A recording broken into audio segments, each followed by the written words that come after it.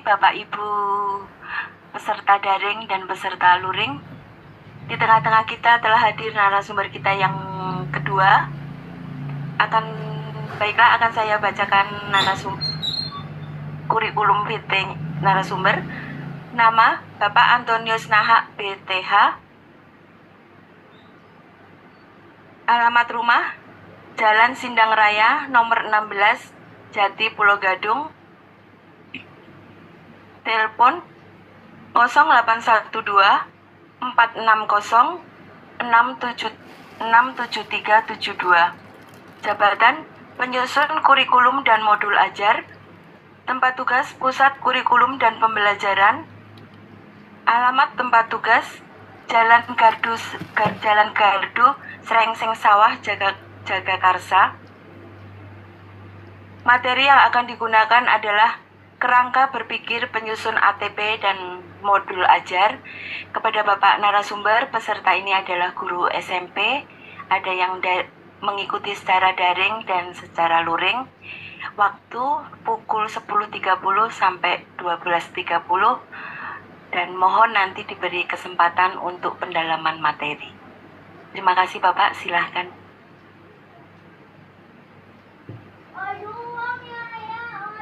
Baik, terima kasih Bu Lis selaku moderator. Yang saya hormati Pak Barnabas Ola selaku penanggung jawab kegiatan, dan juga ada Pak Ardi dan teman-teman dari Bimas Katolik. Saya kira tadi sudah diperkenalkan ya, saya Antonius Nahak dan saat ini saya bekerja di Pusat Kurikulum dan Pembelajaran. Jadi saya anak buahnya Pak Yogi tadi. Jadi Pak Yogi itu adalah koordinator kami. Jadi saya staf sekarang di bidang pembelajaran. Kalau Pak Yogi tadi itu koordinator di substansi kurikulum. Kalau saya di substansi pembelajaran. Baik. Mungkin nanti soal perkenalan lebih lanjut nanti kita bisa lanjutkan. Saya kira hanya sedikit gambaran terkait apa yang akan saya sampaikan pada kesempatan ini. Jadi memang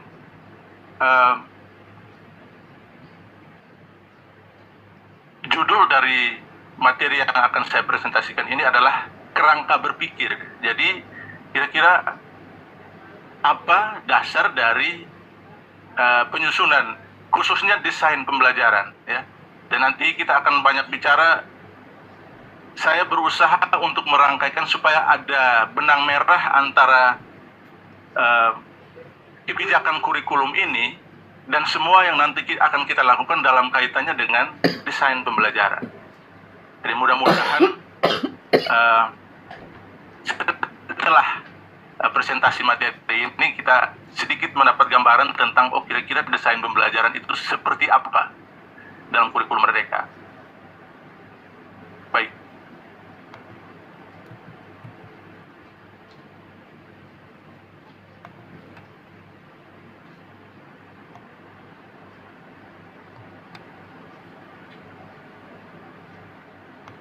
Oke. Saya izin jalan-jalan di bawah saja.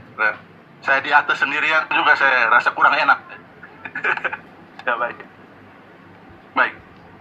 Jadi fokus adalah kerangka berpikir dari desain pembelajaran.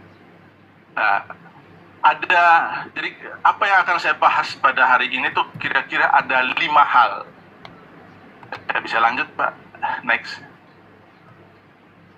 Kontennya, jadi ada 5 hal yang akan saya bahas pada kesempatan ini. Yang pertama itu terkait kebijakan kurikulum. Ya. Saya tidak akan langsung bicara tentang bagaimana menyusun ATP dan menyusun modul ajar itu seperti apa, tetapi yang saya bicarakan di sini lebih pada kerangka berpikirnya seperti apa. Dan kerangka berpikir itu sangat ditentukan oleh apa yang kita sebut dengan kebijakan kurikulum kita. Kira-kira apa yang menjadi dasar sehingga kita harus menyusunnya seperti itu. Kira-kira gambarannya nanti seperti itu. Nah, yang kedua, mohon maaf ya, saya dalam presentasi saya mohon izin nanti saya akan ada beberapa istilah asing yang saya pakai. Jadi mohon maaf sebelumnya ya. Jadi saya pakai istilah asing itu sebenarnya hanya memberikan ilustrasi bahwa memang istilah teknisnya itu seperti itu, ya. Karena ketika kita menerjemahkan istilah itu ke dalam bahasa Indonesia, kadang-kadang ada begitu banyak esensi yang tidak tertangkap dalam terjemahan kita. Jadi saya berusaha untuk memadukan beberapa istilah asing, tetapi saya akan jelaskan. Nah, jadi yang kedua itu terkait factory model dan kompetensi based. Ya, kalau kompetensi belum berbasis kompetensi, nanti kita akan coba melihat itu pada kesempatan ini. Yang ketiga itu terkait capaian pembelajaran. Nah, kalau kita bicara tentang tujuan pembelajaran, tidak mungkin kita tidak bicara tentang capaian pembelajaran. Karena tujuan pembelajaran itu dasarnya adalah capaian pembelajaran.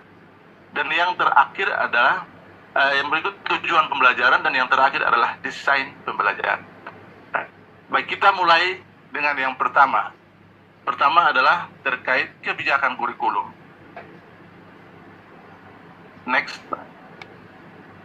Nah, saya buat kategori seperti ini. Ada masalah. Terus Kementerian Pendidikan memberikan tawaran solusinya. Ya. Kemudian sekarang kita punya yang namanya acuan pengembangan kurikulum saat ini. Kemudian pilihannya seperti apa? Saat ini pilihannya dikembalikan ke sekolah-sekolah. Nah, masalah utama kita sekarang adalah ketertinggalan pembelajaran. Nah, kita fokus pada itu saja dulu. Bahwa masalah kita adalah ketertinggalan pembelajaran. Atau yang mungkin orang sebut istilah kerennya itu learning loss. Ya. Jadi, masalah kita adalah ketertinggalan pembelajaran. Nah, tawarannya, solusinya dari kementerian adalah pemulihan pembelajaran. Nah, saat ini, ya, jadi sampai dengan saat saya bicara ini, ya, kita masih diberikan pilihan untuk menggunakan salah satu dari ketiga. Mungkin sebagian besar sudah beralih ke kurikulum merdeka, ya, sebagian besar sekolah. Tapi K13 dan K13 dengan KIKD yang disederhanakan itu masih diperbolehkan untuk dipakai sampai dengan saat ini. Kemungkinan besar nanti kurikulum mereka yang nanti akan diumumkan, tapi itu saya tidak akan bicarakan di sini, itu bukan wewenang saya. Jadi kita bicarakan yang sekarang ada dulu. Nah, pilihan Bapak Ibu itu yang mana? Saya kira apapun pilihan kurikulum yang akan kita gunakan pada kesempatan ini, satu hal yang perlu kita ingat adalah yang terpenting adalah kita berusaha untuk dengan kurikulum apapun kita mengatasi persoalannya. Masalahnya apa? Ketertinggalan pembelajaran. Nah, jadi jangan berpikir bahwa saya hanya bisa mengatasi itu dengan kurikulum A. Bagaimana kita untuk mengatasi persoalan itu? Tujuan kita sebenarnya. Nah, kita lanjutkan. Nah, ini kecenderungan kita yang biasa kita lakukan, ya. Yang pertama, kita lebih sibuk. Kalau kita ada kurikulum baru, kita lebih sibuk penuhi tuntutan administrasi dari kurikulum baru. Ya. Oh, kurikulum baru ini apa ya? Tuntutannya bahwa kita harus buat ATP, harus buat MA, ini, dan harus ada berapa puluh komponen dan sebagainya. Jadi kita lebih disibukkan dengan itu. Nah, persoalannya yang biasanya kita abaikan tuh ini. Apa yang menyebabkan terjadinya learning loss? Itu kira-kira mengapa sampai learning loss itu terjadi? Nah, itu yang sering kita abaikan. Terus apa akar permasalahannya, dan kira-kira kalau masalahnya learning loss, terus kita atasinya seperti apa? Secara teknis di lapangannya sebagai guru, khususnya guru pendidikan agama Katolik, kira-kira kita mau memberikan sumbangsi kita untuk mengatasi learning loss itu seperti apa? Saya kira 3 pertanyaan ini yang kita perlu selalu refleksikan sebagai guru, ya. Daripada kita lebih sibuk dengan kira-kira tuntutan administrasinya apa yang harus saya kumpul, ya. Oke, sekarang saya mau mencoba untuk memberi sedikit gambaran atau ilustrasi kira-kira ini interpretasi saya mengapa learning loss itu terjadi. Makanya saya sebut di situ factory model versus competency based. Factory model itu kalau di literatur kurikulum di barat itu factory model mereka sebutkan sebagai sistem pembelajaran tradisional. Ya, sering mereka sebut seperti itu. Kalau ini istilahnya kalau kita terjemahkan secara harfiah artinya model pabrik. Nah, nanti saya usaha jelaskan itu kira-kira maksudnya seperti apa. Oke, kita mulai dengan kira-kira factory model itu maksudnya seperti apa. Baik. Pertama, kita mulai dengan asumsi.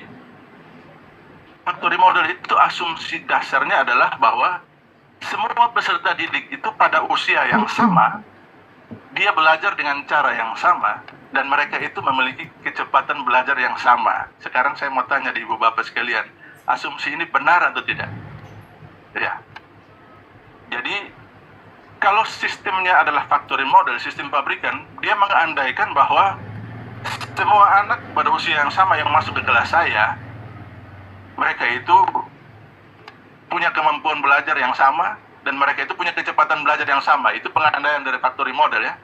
Jadi mereka itu bisa belajar dengan cara yang sama. Makanya metode kita cukup saya ceramah saja. Ya kan? Mudah-mudahan itu tidak kita lakukan ya. Ya. Jadi itu pengandaian yang pertama. Yang kedua, ada istilah namanya passing grade. Kalau ini saya pakai istilah asing, nanti silahkan diterjemahkan sendiri maksudnya apa ya. Tapi peserta didik dituntut untuk cukup memperoleh nilai passing grade untuk dia dapat melanjutkan ke level pembelajaran berikutnya. Jadi cukup dia dapat ya passing grade-nya misalnya berapa lah untuk mata pelajaran ini. Cukup dia dapat itu, dia bisa lanjut. Ya, itu factory model salah satu unsur, satu hal yang mencirikan factory model itu seperti itu. Nah, selanjutnya ini masih terkait passing grade. Nah, passing grade itu pada umumnya itu tidak mencerminkan penguasaan, kompetensi atau kemampuan tertentu secara menyeluruh. Jadi misalnya, kalau dia bilang, oh saya cukup dapat 70 atau 60, saya sudah lulus kok. Apakah dia itu sudah menguasai semua kemampuan yang perlu untuk satu pembelajaran? Yaitu jawabannya belum tentu. Ya, dia dapat 70 belum tentu dia sudah menguasai semua kompetensi dia yang ada dalam satu unit pembelajaran. Jadi dia bilang yang penting saya cukup dapat nilai itu. Jadi fokusnya itu bukan kemampuan, fokusnya nilai. Fokusnya di angka. Yang penting saya dapat 70, saya sudah lewat. Nah, itu yang menjadi salah satu hal yang mencirikan factory model. Jadi, oh asal saya dapat nilai sekian, sudah tuntas kok. Nah, terlepas dari apa dia sudah paham atau belum, asal dia sudah dapat nilai itu, dan dalam praktiknya, ya, waktu saya masih jadi guru dulu juga, dalam praktiknya bahkan, ada yang misalnya dia punya nilainya rendah di bagian misalnya matematika, nilai-nilai biasanya nilai ilmu-ilmu pasti biasanya. Bahkan ada yang meminjamkan dari mata pelajaran lain yang biasanya cukup murah hati. Jadi akhirnya yang menjadi patokan itu nilainya, bukan kemampuan anaknya. Jadi anak itu maju dari satu level ke level berikutnya bukan berdasarkan kemampuan dia, tetapi berdasarkan angka yang dia dapat, yang belum tentu mencerminkan kemampuan real dia. Itu. Yang berikut itu terkait, ini istilahnya achievement gap, atau gap dalam pencapaian peserta didik. Ya, namanya achievement gap. Jadi peserta didik itu dianggap tuntas pembelajarannya tanpa pertama peserta didik itu sendiri dia tidak tahu dalam hal apa ia tertinggal dalam pembelajaran. Dan yang kedua, tanpa dia diberi kesempatan secara terus-menerus untuk mengejar ketertinggalannya. Ya kalau dia tidak tahu, ya bagaimana mungkin dia mau mengejar ketertinggalan? Dia tidak tahu saya tertinggal dalam hal apa. Karena yang saya tahu nilai saya 70, yang saya tahu nilai saya 60 atau 65. Tapi dalam hal apa saya tertinggal? bisa jadi dia tidak tahu. Kalau dia tidak tahu, itu yang menumpuk-numpuk jadilah apa yang dinamakan dengan learning loss. Jadi itu yang terakhir. Jadi learning loss itu terjadi karena ketertinggalan dalam capaian itu tidak pernah ditindaklanjuti. Jadi itu kira-kira gambarannya. Itu yang namanya factory model. Nah, coba lanjut. Saya beri sedikit ilustrasi. Jadi factory model itu kira-kira gambarannya seperti ini. Semua anak yang masuk itu seperti itu. Dia masuk di dalam pabrik itu, terus diperlakukan secara sama. Jangka waktu yang diberikan ke dia pun sama. Jadi pengandaiannya di situ, di pertama itu saya tulis seat time. Seat time artinya waktu dia duduk di dalam kelas. Jadi kita mengandaikan kalau saya sudah habiskan 2 jam pelajaran, saya mengharapkan semua anak yang saya ajarkan itu sudah paham. Jadi pendekatannya itu di situ one size fits all. Jadi satu ukuran saya pakai untuk semua. Yang ketiga itu ada istilahnya coverage. Coverage yang penting materi sudah saya cover. Yang penting semua materi sudah saya ajarkan. Kalau kami di SOE, saya asal dari SOE, Timur Tengah Selatan. Jadi kalau dulu guru-guru saya bilang ya penting materi sudah habis. Kalau materi sudah habis berarti selesai lah sudah. Dianggap pembelajaran itu sudah selesai di situ. Jadi istilahnya kalau kita sudah selesaikan pembelajaran itu misalnya dialokasikan kalau 2 jam pelajaran itu sudah diselesaikan, kita sudah bisa semua materi sudah tercover. Kita sebagai guru mungkin ada yang berpikir ya kita namakan jadi kita anggap kelas itu seperti pabrik. Saya masukkan semuanya, saya harapkan hasilnya semua sama kualitasnya. Oke. Sekarang saya beralih ke yang namanya kompetensi based. Nah, untuk menjawab kecenderungan yang namanya factory model ini atau sistem pembelajaran pabrikan ini, kita sebenarnya sejak 2004 ya, kita sudah punya kurikulum yang namanya kurikulum berbasis kompetensi. Jadi kurikulum merdeka ini sebenarnya basisnya juga kompetensi. Nah, cuman persoalannya berapa di antara kita yang sudah benar-benar paham sebenarnya kurikulum berbasis kompetensi itu seperti apa sih? Itu makhluk apa itu kurikulum berbasis kompetensi? Esensinya seperti apa? Nah, sebenarnya kurikulum berbasis kompetensi itu ada untuk menjawab kecenderungan ini. Factory model tadi. Nah, saya coba jelaskan. Mudah-mudahan setelah saya jelaskan ini ada sedikit pencerahan. Sedikit saya tidak apa-apa. Baik. Sekarang kompetensi based. Yang pertama, pembelajaran berpusat pada peserta didik. Itu saya kira semua sudah tahu ya. Ini semua guru pasti dia akan sekarang ya, dia akan bicara, kalau kurikulum berbasis kompetensi berarti pembelajaran itu yang menjadi pusatnya adalah peserta didik. Bukan gurunya, bukan materinya, tapi peserta didiknya. Berarti dia sebenarnya mau berusaha untuk menjawab yang tadi. Kalau tadi yang penting materinya sudah tercover. Siapa yang tangkap, siapa yang tidak, saya tidak peduli. Yang penting materi sudah saya sampaikan. Jadi sekarang cara berpikirnya berbeda. Jadi pembelajaran itu pusatnya adalah peserta didik. Yang kedua, sekarang ini masih terkait pembelajaran ya. Mungkin sekarang saya kira Ibu Bapak sudah cukup familiar dengan istilah teaching at the right level.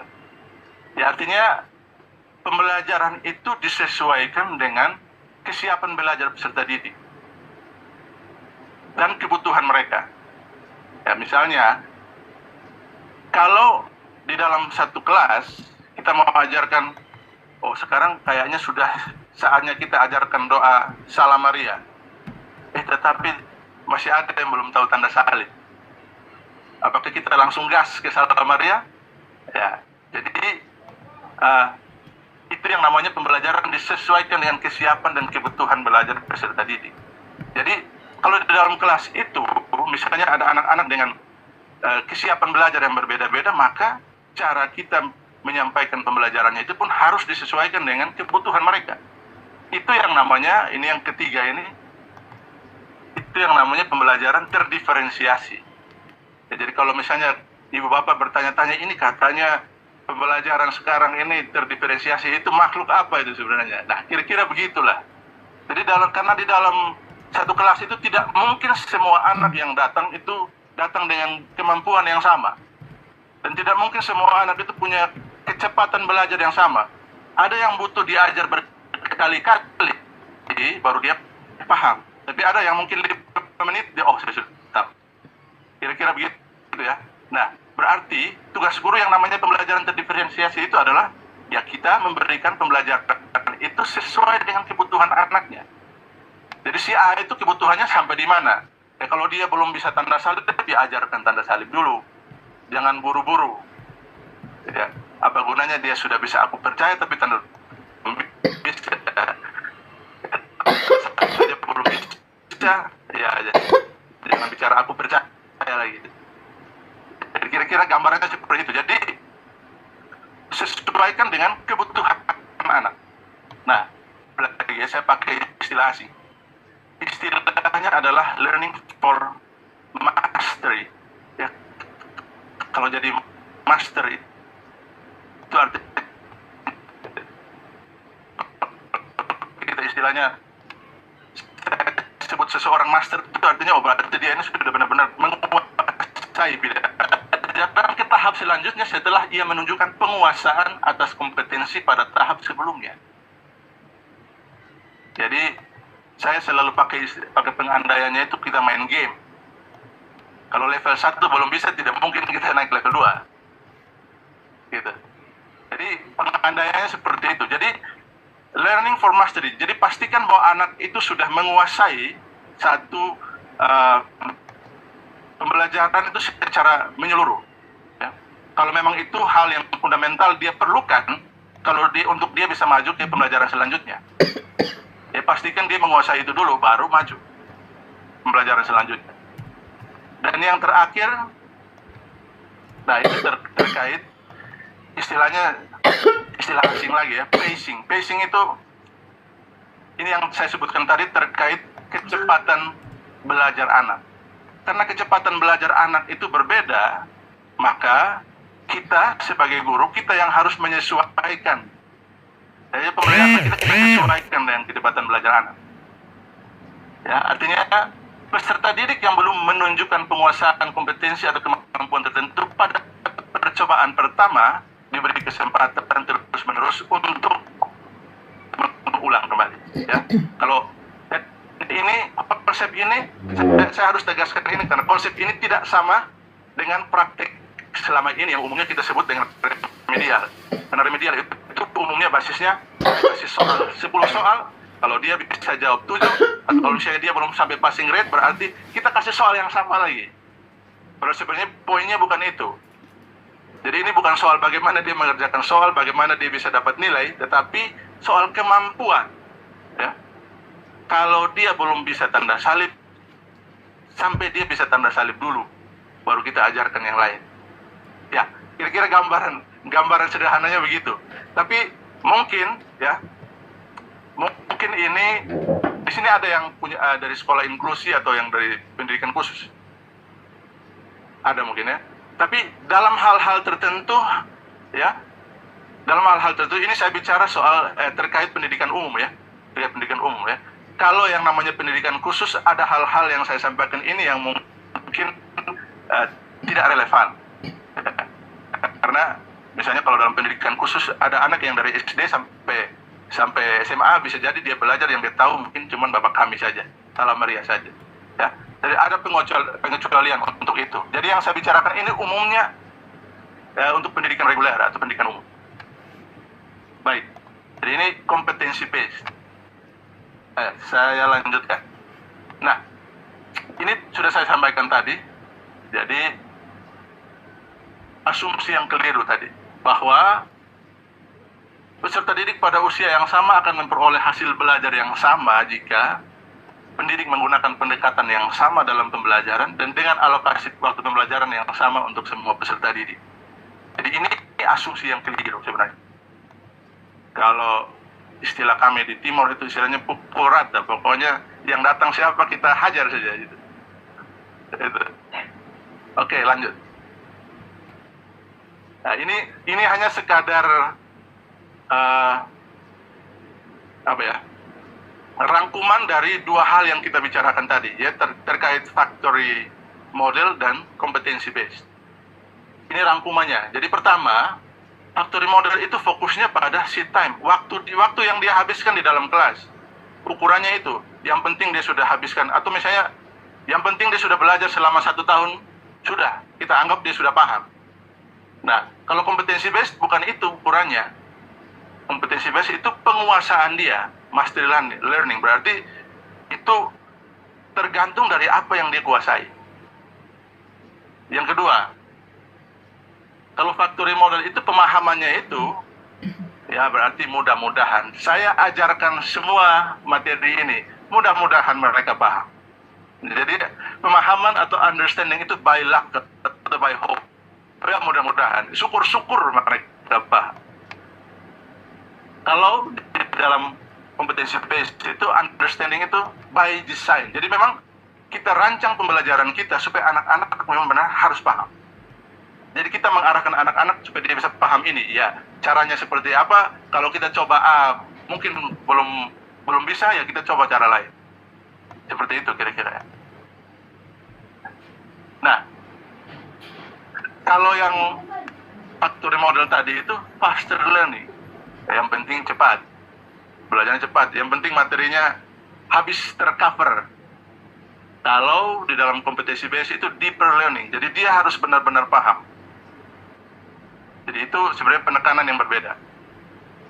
Baik, ini rangkuman dari dua hal yang saya sebutkan tadi. Jadi kita sudah tahu kira-kira akar permasalahan dari learning loss itu apa. Mudah-mudahan ya. Oh, jadi akar permasalahan dari learning loss itu. Jadi anak-anak asal sudah dapat passing rate, lanjut. Jadi entah dia sudah benar-benar paham atau tidak, kadang-kadang kita tidak tahu. Itu yang menumpuk-numpuk, jadilah yang namanya learning loss. Oke, sekarang dua hal itu yang menjadi latar belakang, kemudian kita akan bicara tentang capaian pembelajaran, tujuan pembelajaran, dan desain pembelajaran. Mudah-mudahan memberikan sedikit pencerahan, sedikit saja tidak apa-apa, saya kira. Untuk ibu bapak supaya nanti ketika mendesain pembelajaran itu kita arahnya mudah-mudahan benar-benar kompetensi based. Ya. Jadi nanti apapun kurikulumnya, mudah-mudahan pemahaman kita yang seperti ini yang mungkin kita tidak pegang bahwa dia mau kurikulum tuntutannya seperti apa, tuntutan administrasinya seperti apa, tetapi kerangka berpikir ini yang selalu kita pegang. Ya. Oke, sekarang capaian pembelajaran. Karena apa itu capaian pembelajaran? Ya, capaian pembelajaran itu kalau istilah yang kita adopsi itu adalah learning outcome. Jadi capaian pembelajaran itu bukan sekadar topik-topik pembelajaran yang perlu diajarkan. Jadi itu yang perlu kita ingat pertama. Cara berpikir kita dalam terkait kompetensi dalam pembelajaran itu bukan topik-topik yang harus kita cover ya. Karena kalau kita berpikir seperti itu, kita kembali seperti factory model tadi. Jadi cara berpikir dalam kurikulum berbasis kompetensi itu bahwa capaian pembelajaran itu adalah apa yang nanti akan ditunjukkan oleh peserta didik. Ya kalau kita bilang tadi, kurikulum berbasis kompetensi itu pusatnya peserta didik, ya perspektif kita adalah dari peserta didik. Jadi apa yang nanti peserta didik itu capai, apa yang nanti dia tunjukkan, itu yang namanya capaian pembelajaran atau learning outcome, atau hasil dari belajarnya. Kita mau nanti pelajar itu mampu apa. Jadi ini sekadar apa ya, semacam pengingat untuk kita semua bahwa kita jangan melihat capaian pembelajaran itu sebagai topik yang nanti kita akan cover dalam pembelajaran. Bukan itu. Capaian pembelajaran itu adalah kemampuan yang kita mau lihat supaya anak-anak itu capai di akhir fase. Oke, lanjut. Itu yang berikutnya saya jelaskan. Learning outcome itu apa? Kompetensi atau kemampuan yang perlu dicapai peserta didik. Ya. Jadi itu bukan topiknya. Jadi yang penting itu bukan topiknya apa, tetapi yang penting itu adalah bagaimana anak ini bisa memiliki kemampuan yang berkaitan dengan topik tersebut, ya. Jadi yang kita lihat di akhir fase itu bukan apakah topiknya sudah diajarkan, apakah dia bisa mengulang informasi yang kita berikan kepada dia, tetapi bagaimana anak itu menunjukkan, oh bahwa saya bisa menggunakan informasi ini untuk apa. Dan nanti saya jelaskan kemudian. Oke. Nah, CP itu dibuat per fase, jadi berbeda dengan yang kurikulum sebelumnya. CP ini dibuat per fase, bukan per kelas. Mengapa dibuat per fase? Di bagian berikutnya. Jadi, kita buat per fase supaya peserta didik itu punya waktu yang cukup, ya. Dia punya waktu yang memadai supaya dia bisa menguasai pembelajaran itu, menguasai kompetensinya. Itu pertama, dilihat dari perspektif peserta didiknya. Sekarang kita lihat dari gurunya juga. Kenapa dibuat per fase? Supaya guru itu punya keleluasaan. Jadi guru itu cukup fleksibel dalam mendesain pembelajaran. Ya, karena kalau misalnya per kelas sudah sangat terbatas waktu yang akan kita pakai. Kalau dibuat per fase, guru itu bisa merancang sendiri. Oh, saya bisa dahulukan ini karena mungkin ini lebih mudah. Jadi kita tidak dibatasi oleh time frame, ya, oleh kerangka waktu yang ada di dalam kurikulum, tetapi kita berikan keleluasaan kepada guru supaya dia bisa merancang secara lebih leluasa. Nah, demikian juga untuk peserta didiknya, ya, sebenarnya fokusnya lebih ke peserta didik supaya mereka punya waktu yang cukup untuk menguasai satu kompetensi atau satu kemampuan. Baik, selanjutnya ini sekedar review saja komponen capaian pembelajaran. Saya kira Ibu Bapak mungkin sudah tahu, ya, yang melaksanakan kurikulum mereka pasti sudah tahu. Jadi ada rasional, yang kedua itu ada tujuan, yang ketiga ada karakteristik, kemudian ada deskripsi per elemen. Jadi sampai dengan hari ini untuk pendidikan agama Katolik aspek-aspeknya itu tidak berubah. Jadi masih ada pribadi peserta didik, Yesus Kristus, gereja dan masyarakat itu masih ada, masih sampai dengan saat ini. Kurikulum mereka pun semuanya itu masih ada. Oke, kita lanjutkan. Nah, ini yang saya sengaja buat satu sub topik tentang ini, penggunaan kata kerja dalam capaian pembelajaran, karena ini hal yang ya dalam pertemuan dengan banyak guru, ya, dari berbagai pertemuan yang sudah kami lakukan di Kementerian Pendidikan dan Kebudayaan, itu hal ini yang sering ditanyakan, paling sering ditanyakan. Penggunaan kata kerja dalam capaian pembelajaran, memahami. Jadi poin pertama saya bilang memahami kata kerja, memahami dalam rumusan CP. Jadi memahami dalam rumusan CP itu maksudnya apa sebenarnya? Oke, yang kedua lanjut, ya. Nah, ada istilah memahami itu dikembangkan oleh dua orang penulis, namanya Wiggins dan J. Mackay, dalam buku mereka Understanding by Design. Jadi mereka pakai kata memahami. Kemudian saya sebut di situ Bloom dan kawan-kawan, karena sebenarnya yang menulis buku, ya, menulis buku taksonomi Bloom itu sebenarnya itu ada Bloom dan beberapa penulis lainnya. Makanya saya tulis itu Bloom dan kawan-kawan. Yang selama ini kita kenal Bloom saja. Pada Bloom itu adalah editornya, ya. Jadi dia bersama-sama dengan kalau tidak salah ada berlima atau berenam, ya. Jadi mereka menulis buku. Nah, di situ ada istilah yang kita kenal sampai dengan saat ini juga, ada istilah memahami juga. Nah, apakah memahami yang kita pakai dalam CP itu memahaminya Bloom atau memahaminya Wiggins? Nah, jadi kalau dalam capaian pembelajaran di kurikulum Merdeka itu yang dipakai adalah memahami yang berdasarkan konsep yang dikembangkan oleh Wiggins. Nah, kira-kira yang dikembangkan oleh Wiggins itu seperti apa sih memahaminya? Nah, itu saya berusaha sedapat mungkin untuk menjelaskan dengan cara yang sederhana. Mudah-mudahan kita setelah ini kita paham, mudah-mudahan. Oke, lanjut. Nah, saya mulai dengan ini. Ibu Bapak tahu cerita ini? Kelinci dan kura-kura. Tahu, ya? tidak mungkin tidak tahu. Oke, sekarang pertanyaan saya, ini saya berikan kesempatan nanti ya, biar sedikit ada suara juga dari para peserta, saya beri kesempatan. Nah, pertanyaan saya itu di atas, kapan seseorang dianggap sudah memahami cerita ini? Ya, jadi sekarang kita untuk memahami yang kita pakai di dalam CP ini, saya pakai ilustrasinya dari cerita ini. Ibu bapak yang mau jawab silahkan. Saya beri 1 atau 2 orang. Jadi kapan seseorang dianggap sudah memahami cerita ini? Silahkan, suster. Silahkan. Setelah saya melihat dan mengamati cerita itu, pertanyaan sesuai dengan cerita itu ya, ketika saya mendengarkan cerita itu dengan baik, pasti saya akan paham. Itu pertama. Itu saja kalau saya paham. Terima kasih. Baik. Terima kasih banyak, suster. Baik. Ada yang lain? Silahkan. Ibu bapak yang lain yang mau bersuara, silahkan. Ini biar juga ada suara dari peserta, jangan saya sendiri. Pertanyaan saya adalah, kapan seseorang dianggap sudah memahami cerita ini? Nah, apakah ketika dia tahu siapa yang menang? Apakah ketika dia tahu siapa yang kalah? Atau seperti apa? Kapan kira-kira dia sudah dianggap benar-benar memahami cerita ini? Ibu,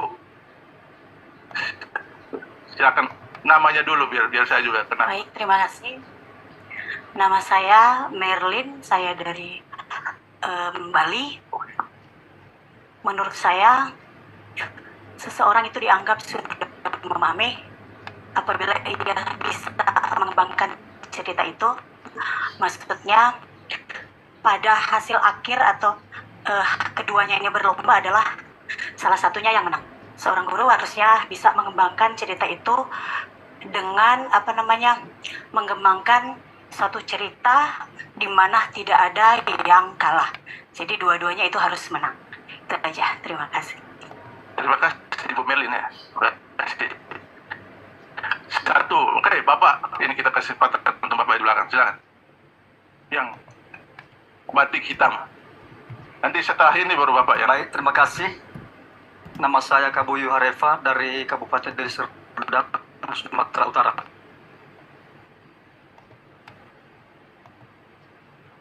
Kapan seseorang dianggap sudah memahami ini? Menceritakan isi cerita antara kelinci dan kura-kura. Kemudian dia mengambil hikmah atau dia bisa menjelaskan apa arti dari cerita atau dongeng ini. Pesan yang mau disampaikan kepada orang lain. Mungkin ada, itu berarti sudah membentuk kepribadian seseorang. Mungkin nanti bisa dilengkapi dengan kawan-kawan yang lain. Terima kasih. Terima kasih Bapak. 1 yang terakhir, Bapak yang baju merah tadi saya lihat. Silahkan. Biar seimbang ya, tadi ada suster dan ibu, Bapak juga saya kasih 2. Terima kasih. Nama saya Marsari Rumapea dari Riau. Kalau menurut saya, kalau dia sudah tahu dari awal sampai akhir cerita itu, itulah dia memahami. Terima kasih. Terima kasih.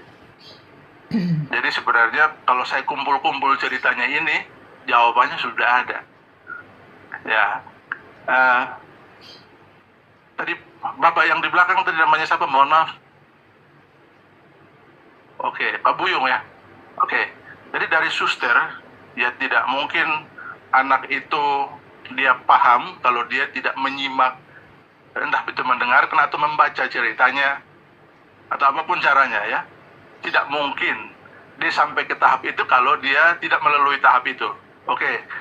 Jadi poinnya dapat. Dari Ibu Melin tadi kalau tidak salah, ya kalau dia tahu jalan cerita semuanya, ya kan? Nah, kemudian ya itu sama seperti Bapak yang terakhir ya. Kemudian Pak Buyung tadi menyampaikan kalau dia tahu jalan ceritanya, kemudian dia bisa mengambil hikmah dari ceritanya itu. Itu yang dalam dongeng atau dalam cerita ini kita sebut sebagai pesan moral. Ya. Jadi sebenarnya Ada begitu banyak cerita ya, ada yang kalah, ada yang menang, itu banyak. Tetapi inti dari cerita kura-kura dan kelinci ini adalah pesan moralnya sebenarnya. Jadi kalau anak, dia belum dapat pesan moralnya apa, berarti yang dia ingat, kelinci, biarpun dia lari cepat, tapi karena dia tertidur, dia kalah. Apakah sampai di situ? Sebenarnya poin dari cerita ini adalah pesan moralnya. Jadi kita jangan anggap enteng orang lain, ya, jangan meremehkan orang lain. Itu yang kita sebut ide. Kalau istilahnya Huygens, ya, dia itu sudah paham kalau dia sudah tangkap ide besar atau makna dari satu pembelajaran. Jadi dari cerita ini maknanya dia sudah tangkap melalui apa? Kalau dia sudah tangkap pesan moralnya, berarti kita sudah bisa yakin. Sebagai guru kita yakin, anak ini sudah dapat. Ya, kira-kira itu ya. Mungkin gambaran besarnya. Jadi memahaminya Huygens kira-kira sampai di situ. Jadi bukan hanya sekadar mengulang informasi terkait ceritanya, ya. Bukan hanya soal siapa yang start duluan, siapa yang kemudian tertidur, tapi bagaimana semua fakta, semua cerita itu, jadi titik-titik dalam cerita itu kemudian kita rangkaikan dan kemudian kita ambil maknanya apa keseluruhan cerita itu. Itu yang namanya memahami dalam pemahamannya Huygens. Ya, jadi memahami itu bukan sekadar mengulang saja informasinya, ya. Jadi kalau selama ini kan kita lebih pada sudah, kalau saya bisa isi soal, mengikuti catatan sesuai kata per kata, bahkan titik komanya itu tidak lupa, apakah itu tanda dia sudah paham? Mungkin belum, ya. Mungkin sudah tapi mungkin belum. Oke, sekarang kalau dia sudah tangkap pesan moralnya apa, kita sebagai guru pasti yakin, anak ini paham ceritanya. Nah, sekarang pertanyaan saya, apakah pesan moral ini bisa dipakai untuk konteks lain? Bisa diaplikasikan untuk konteks yang lain sama sekali? Bisa tidak? Bisa. Nah, itu dalam pemahaman Huygens itu yang namanya transfer. Jadi saya transfer pemahaman saya. Jadi ide besar dari cerita ini yang kemudian saya bisa transfer ke konteks yang berbeda. Jadi saya itu dikatakan sudah paham ketika saya tahu makna dari cerita itu apa, ide besarnya apa, dan saya bisa pakai ide besarnya itu untuk konteks yang berbeda. Jadi tidak harus kelinci dan kura-kura terus, ya. Bisa jadi dalam kehidupan real kita, dalam kehidupan real kita itu ada hal-hal lain yang makna dari cerita ini masih bisa kita aplikasikan. Nah, itu namanya transfer. Oke, nanti yang lebih mendetailnya saya jelaskan kemudian. Oke, sekarang saya lanjut ke ini konsepnya Huygens. Jadi orang itu sudah dianggap bisa, orang itu sudah dianggap paham kalau dia menunjukkan 6 hal ini. Yang pertama, ini terlalu kecil ya misalnya. Pertama itu dalam bentuk penjelasan. Nah, saya sebutkan tadi, menjelaskan di sini juga berbeda dengan menjelaskan dalam konsepnya Bloom, ya. Menjelaskan di sini itu dia tidak hanya mengulang informasi. Saya tidak hanya menceritakan kembali, tetapi saya juga bisa ceritakan, mengapa sampai terjadi hal seperti itu. Ya. Jadi mengapa sampai si kelinci itu yang sebenarnya dari pertimbangan logisnya dia itu jauh lebih cepat, kenapa dia bisa kalah? Jadi kalau anak dia menjelaskan itu bukan hanya mengulang saja ceritanya seperti apa, tetapi dia juga bisa jelaskan kenapa ini terjadi. Jadi itu. Jadi dia menjelaskan mengapa satu hal itu terjadi dan kira-kira apa keterkaitan antara hal yang satu dengan hal yang lainnya. Jadi itu penjelasan itu sampai pada tahap itu. Jadi tidak hanya sekadar mengulang informasi. Yang kedua, interpretasi. Saya kira mungkin cerita tadi itu kalau sudah dapat inti dari ceritanya itu masuk dalam kategori interpretasi. Makna dari cerita itu apa? Pesan moralnya itu seperti apa? Nah, yang berikut aplikasi. Nah, aplikasi itu yang saya sebutkan tadi. Bisa tidak pemahaman saya tentang cerita itu, ide besar dari cerita itu saya aplikasikan untuk hal yang lain, untuk konteks yang berbeda? Ternyata itu bisa. Jadi saya tahu bahwa anak itu paham ketika dia bisa pakai pemahaman dia tentang cerita itu di konteks yang lain. Itu saya sebagai guru, saya yakin, oh anak ini sudah paham. Yang berikut perspektif. Perspektif itu saya kira ini hal yang mungkin sudah kita sering lakukan ya. Bagaimana saya melihat satu hal dari berbagai sudut pandang. Yang kemudian empati. Empati itu bayangkan kalau kita berada dalam situasi orang.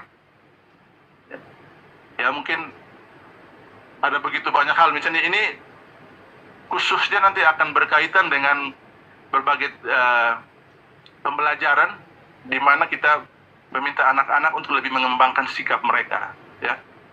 Aspek ini yang kemudian kita lihat, oh kapan anak ini sudah bisa menunjukkan bahwa oh dia kenapa tidak berbicara seperti ini, karena pertimbangannya adalah oh saya tidak bicara begini karena saya takut, apa karena saya takut misalnya si A ini tersinggung, misalnya ada anak yang tidak mau bicara tentang agama temannya, ya.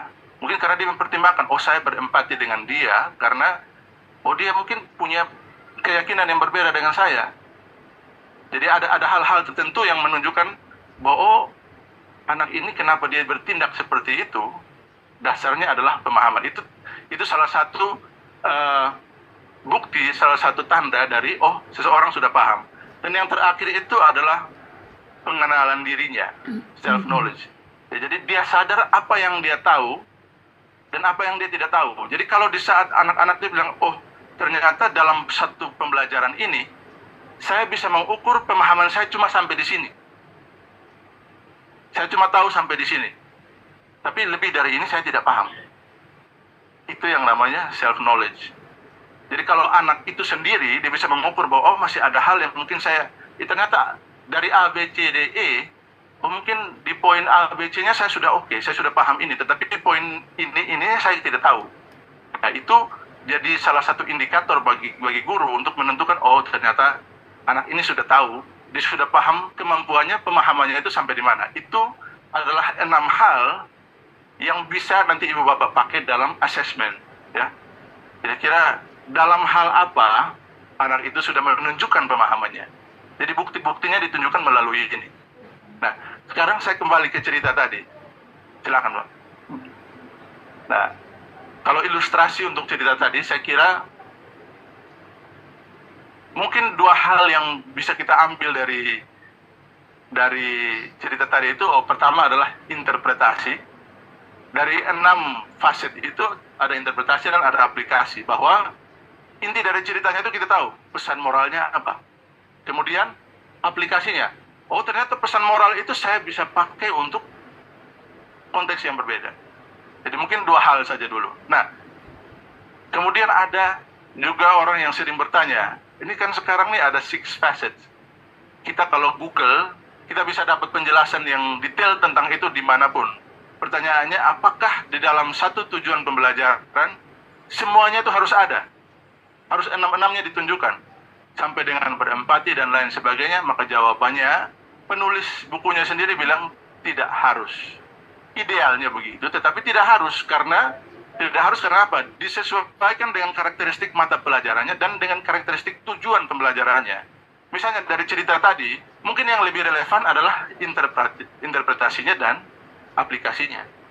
Bagaimana dia bisa paham pesan moral dari cerita itu, dan juga bagaimana dia bisa mengaplikasikan, dia bisa pakai ide besar dari cerita itu untuk konteks yang berbeda.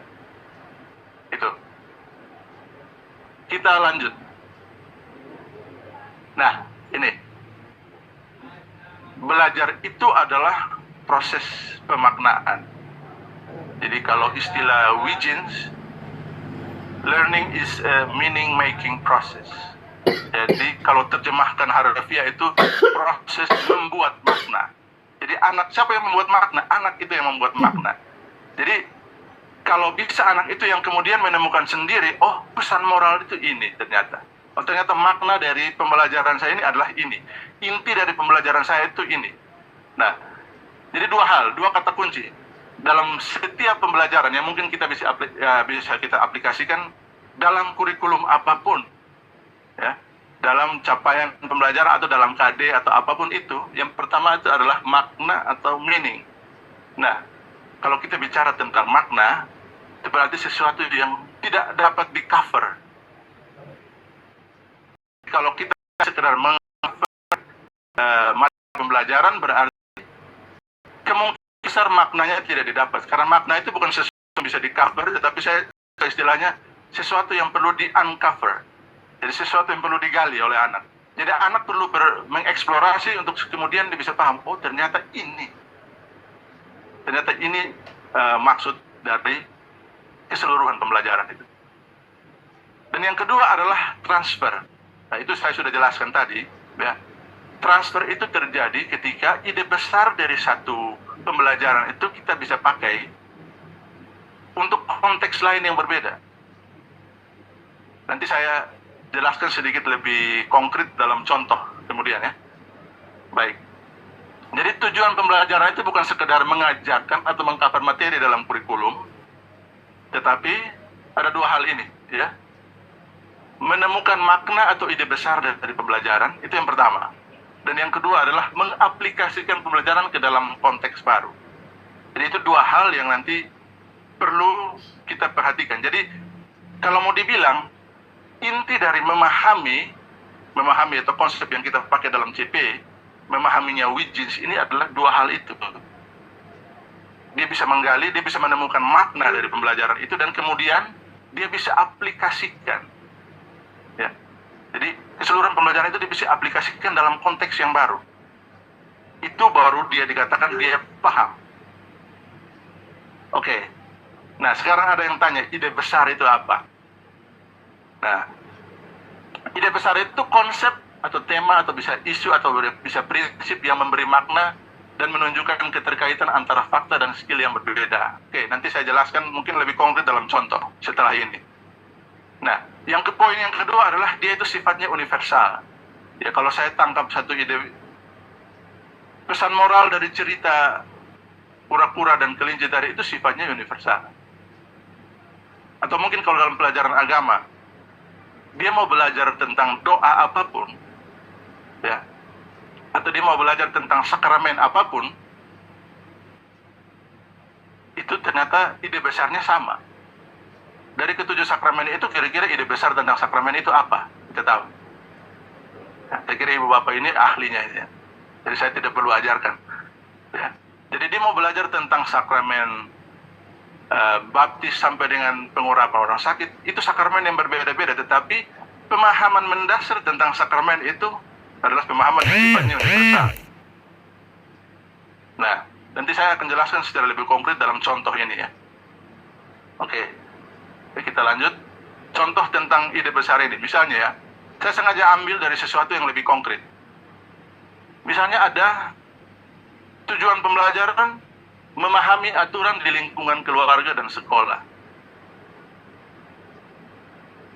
Kapan saya anggap anak ini sudah paham? Apakah dia bisa sebutkan aturan di lingkungan keluarganya sudah cukup? Apakah dia bisa sebutkan aturan di lingkungan sekolahnya sudah cukup? Nah, ternyata ide besarnya ini, ya, bahwa aturan itu adalah suatu bentuk, saya pakai dalam tanda kutip, kompromi. Kompromi yang dibuat untuk mewujudkan keseimbangan antara hak dan kewajiban individu. Ya, kalau kita tidak buat aturan, pasti akan ada begitu banyak orang yang berantem. Ya. Jadi, nah kenapa saya bilang kompromi? Kompromi karena pasti akan ada orang yang tidak sepenuhnya setuju dengan aturan yang dibuat. Jadi itu adalah soal bagaimana kita menyepakati. Kita berkompromi, kita menyepakati, oh supaya lingkungan kita sekarang ini itu berjalan dengan lancar, tidak ada orang yang nanti dizolimi, ya kita buatlah aturan. Jadi itu ide besarnya. Dan ini berlaku baik aturan di lingkungan sekolah, di lingkungan keluarga. Kita bicara undang-undang pun, ide besar tentang aturan itu pasti ada. Bahwa itu adalah kompromi yang dibuat. Supaya apa? Supaya ada keseimbangan antara hak dan kewajiban individu. Jadi itu makanya dibilang ide besar itu sesuatu yang bisa ditransfer, diaplikasikan dalam konteks yang berbeda-beda. Oke, lanjut. Nah, mungkin sampai sekarang orang tanya, terus apa sebenarnya maksudnya memahami itu? Nah, memahami itu saya jelaskan dengan satu kalimat. Ini kalimat dari Jerome Bruner. Dia bilang, Memahami itu artinya going beyond the information given. Jadi melampaui atau bukan sekadar menyampaikan informasi yang kita terima. Ya. Jadi anak itu kita anggap dia sudah paham kalau dia tidak hanya sekadar menuliskan kembali informasinya. Ya, tapi apa? Dia bisa melihat, oh, anak itu paham ketika dia sudah dapat makna dari satu pembelajaran itu. Dan yang kedua, ketika dia bisa pakai informasi itu di dalam konteks yang berbeda. Jadi itu inti dari memahaminya Wiji. Ya, ini sedikit berbeda ya dari yang selama ini kita pahami, tapi mudah-mudahan ada sedikit gambaran buat kita. Baik, kita lanjut. Sekarang sampailah kita kepada mungkin apa yang Ibu Bapak sudah tunggu-tunggu, kita sampai yang tema tentang tujuan pembelajaran. Oke, saya mulai dengan beberapa ilustrasi. Jadi saya memang mau berusaha supaya membuat ini mudah-mudahan sesederhana mungkin, tapi kalau mungkin kurang sederhana mohon maaf ya. Nah, ini cukup di sini dulu ya. Dalam bahasa Inggris itu ada istilah aims, ada istilah goals, ada istilah objectives. Kalau kita terjemahkan dalam bahasa Indonesia, tiga-tiganya artinya tujuan. Nah, kenapa saya beri ilustrasi dari 3 kata bahasa Inggris ini? Karena begini, aims, goals, dan objectives itu dalam bahasa Inggris itu punya pemahaman yang berbeda. Levelnya tidak sama. Kalau tujuan, ya cuma yang kita tahu ya, yang namanya tujuan ya tujuan. Tetapi kalau dalam istilah aims, goals, dan objectives itu levelnya tidak sama. Oke, nanti saya jelaskan mengapa tidak sama. Atau ini saya sengaja pakai istilah ini, saya pakai ilustrasi ini karena ada banyak guru yang bertanya begini, Pak, berarti selama ini tujuan-tujuan pembelajaran yang kita buat sebelum kurikulum merdeka itu salah. Ya kan? Kan selama ini Ibu Bapak di sekolah juga sudah buat tujuan pembelajaran. Tetapi, kok kenapa di kurikulum merdeka ini tujuan pembelajaran itu sepertinya berbeda? Berarti yang selama ini kita buat salah. Oke. Jadi sebenarnya yang selama ini dibuat tidak salah, karena namanya tujuan pembelajaran juga.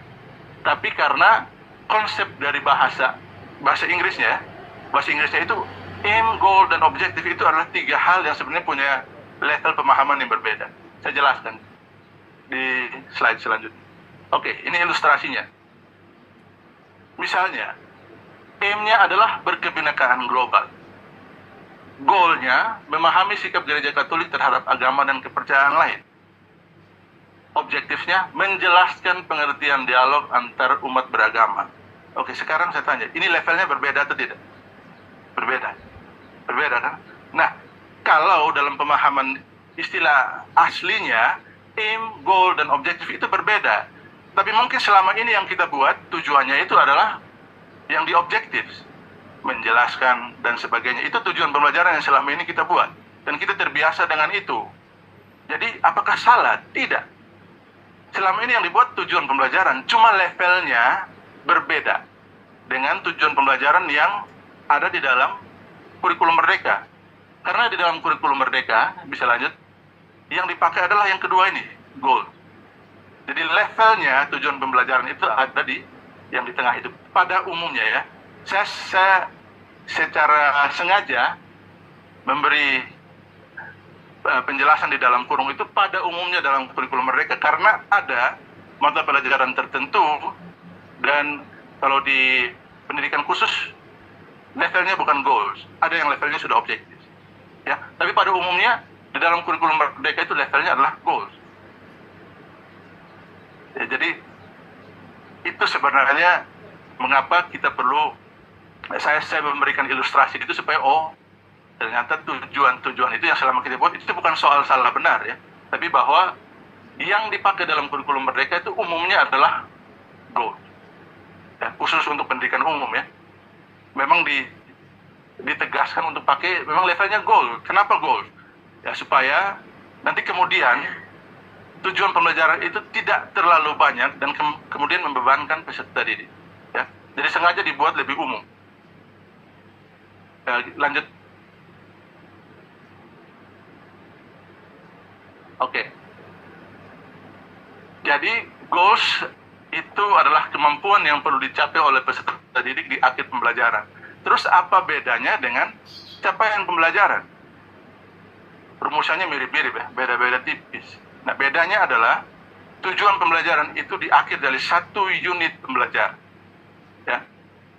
Kalau capaian pembelajaran itu di akhir fase, maka tujuan pembelajaran itu di akhir dari satu unit pembelajaran. Nah, di sini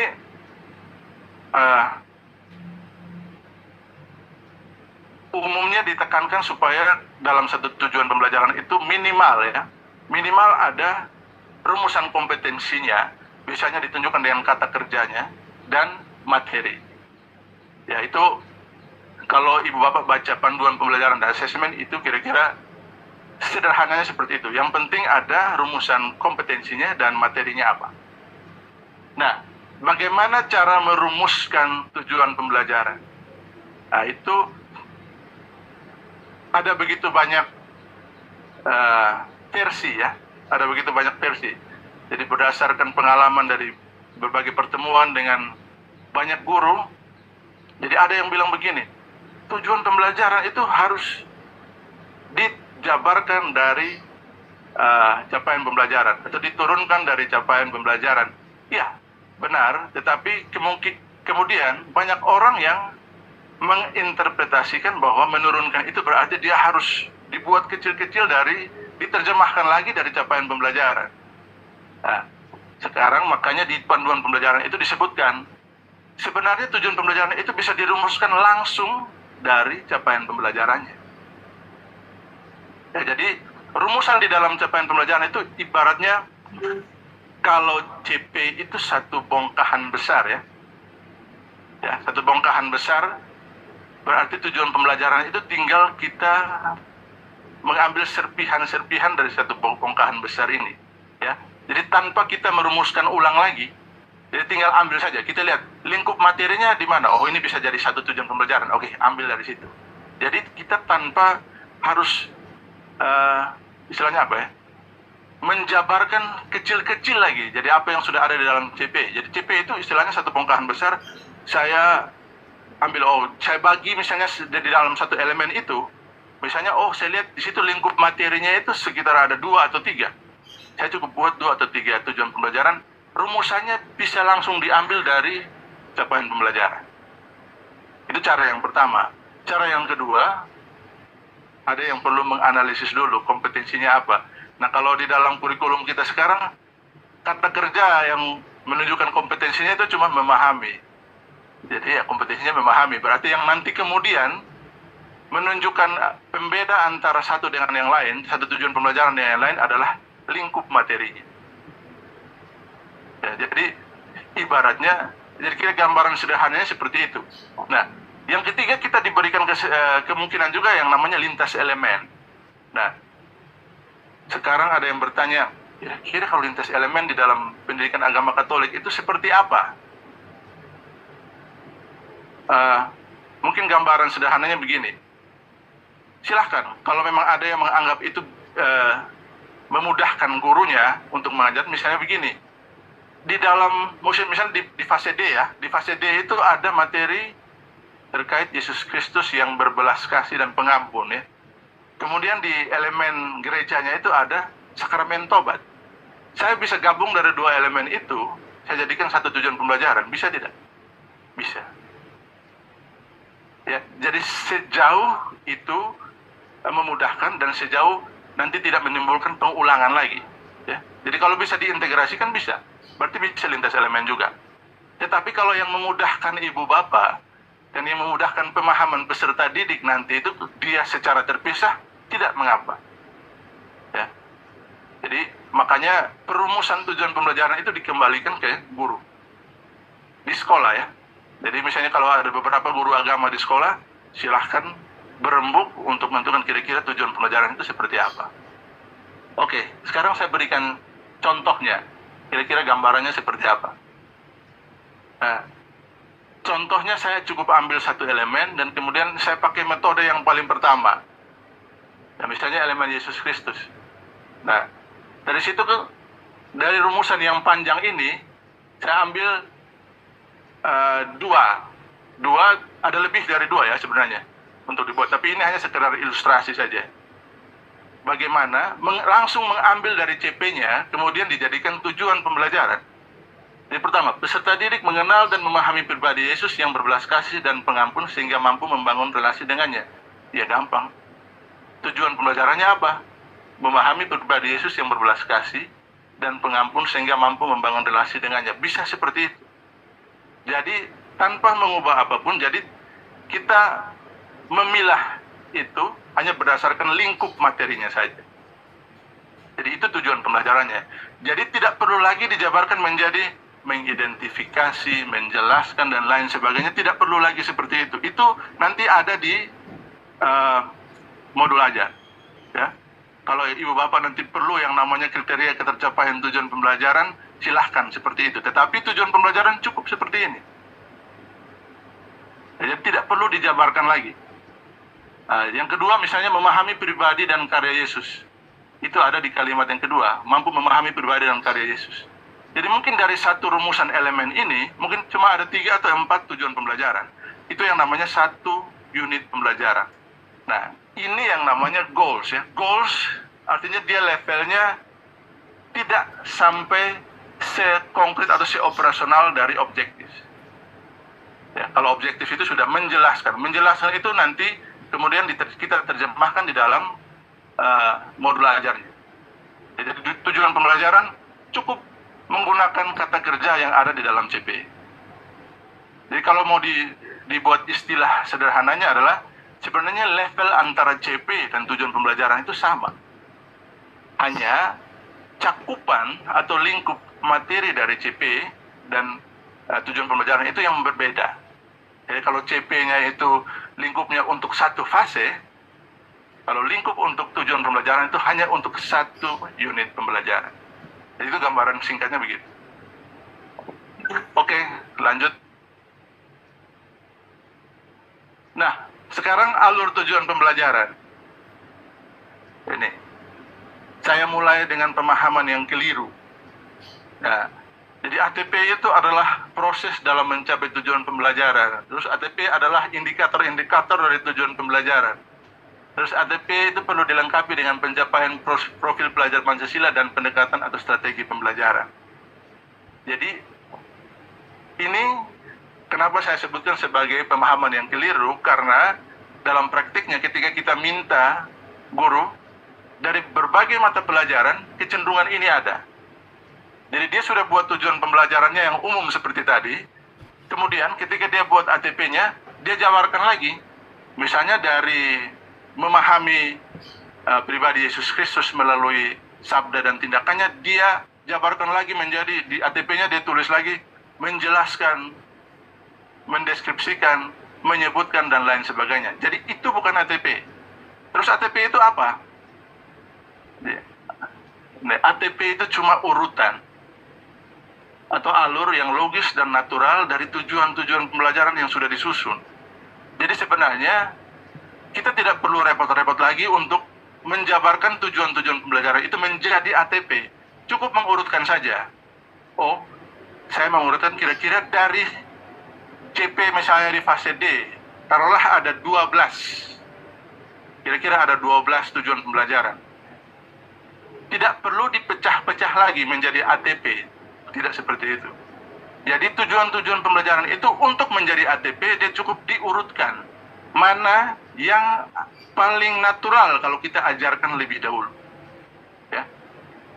Kira-kira itu. Jadi mana yang paling logis atau paling natural untuk kita ajarkan lebih dahulu. Nah, saya sengaja pakai dua kata itu ya. Ada logis, ada natural. Karena kalau logis itu perspektifnya perspektif spesialis. Perspektif guru. Jadi kalau perspektif guru itu, oh saya tahu kalau saya mengajar itu harus perjanjian lama dulu, baru perjanjian baru. Itu perspektif spesialis. Yang paling logis menurut kita begitu. Tapi yang natural untuk peserta didik belum tentu itu.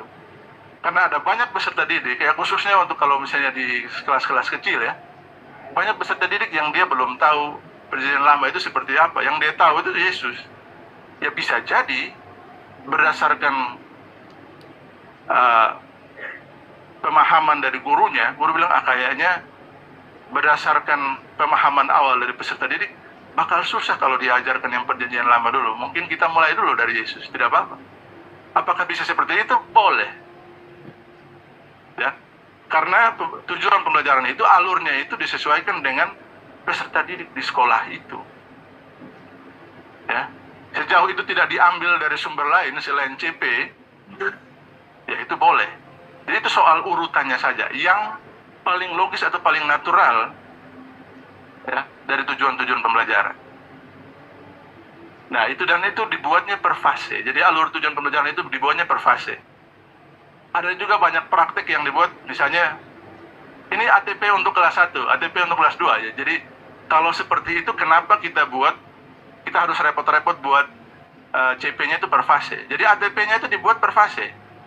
Kalau misalnya dari 12 itu, kelas 7-nya dia baru habiskan 3, berarti yang sisanya dihabiskan di kelas 8 dan kelas 9.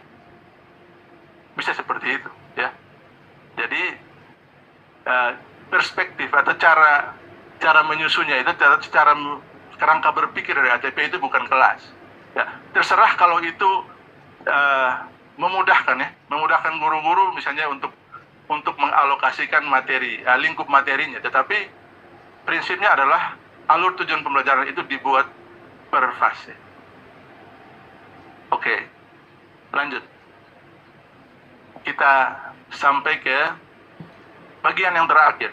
Bagian yang terakhir ini tidak banyak karena saya tahu nanti setelah saya ada bapak narasumber lain yang nanti akan menjelaskan secara lebih detail ya.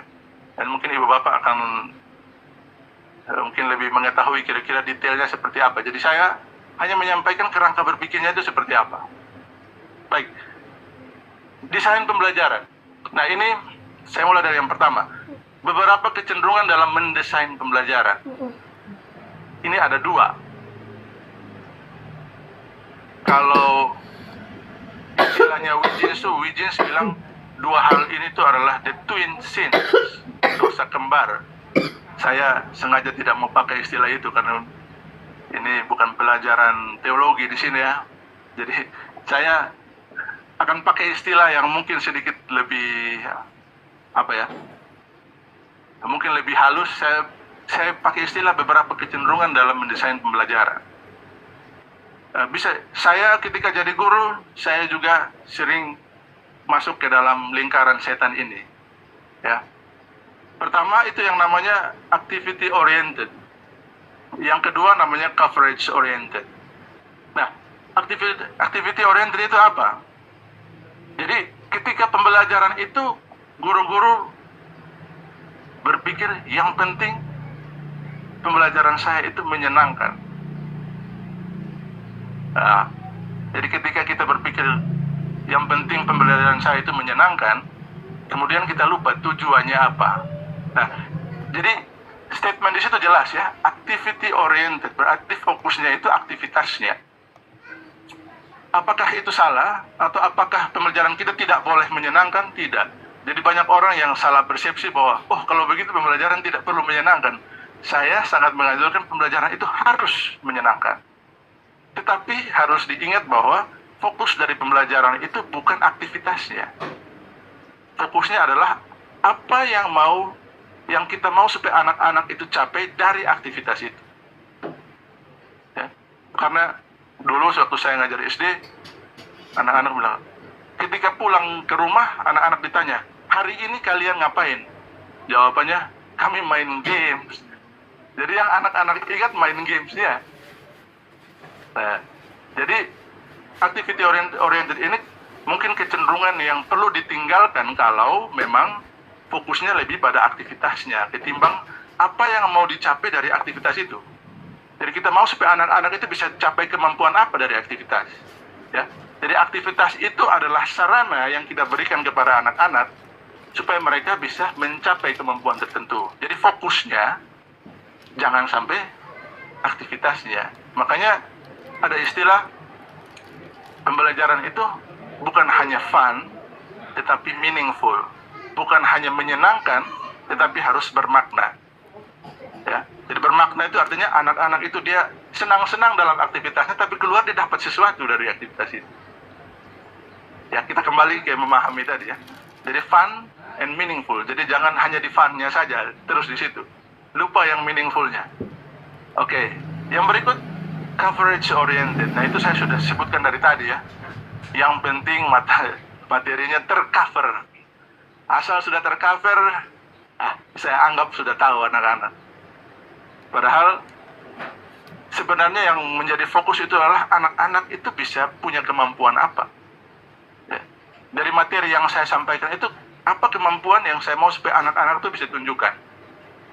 Nah, jadi dari dua kecenderungan ini makanya saya kembali ke Wiggins tadi. Desain yang namanya desain mundur. Oke, slide selanjutnya. Itu namanya backward design. Jadi desain mundur itu kita mulai dari identifikasi kira-kira tujuannya apa. Hasil akhirnya yang kita mau anak-anak tunjukkan itu apa. Kemampuannya seperti apa.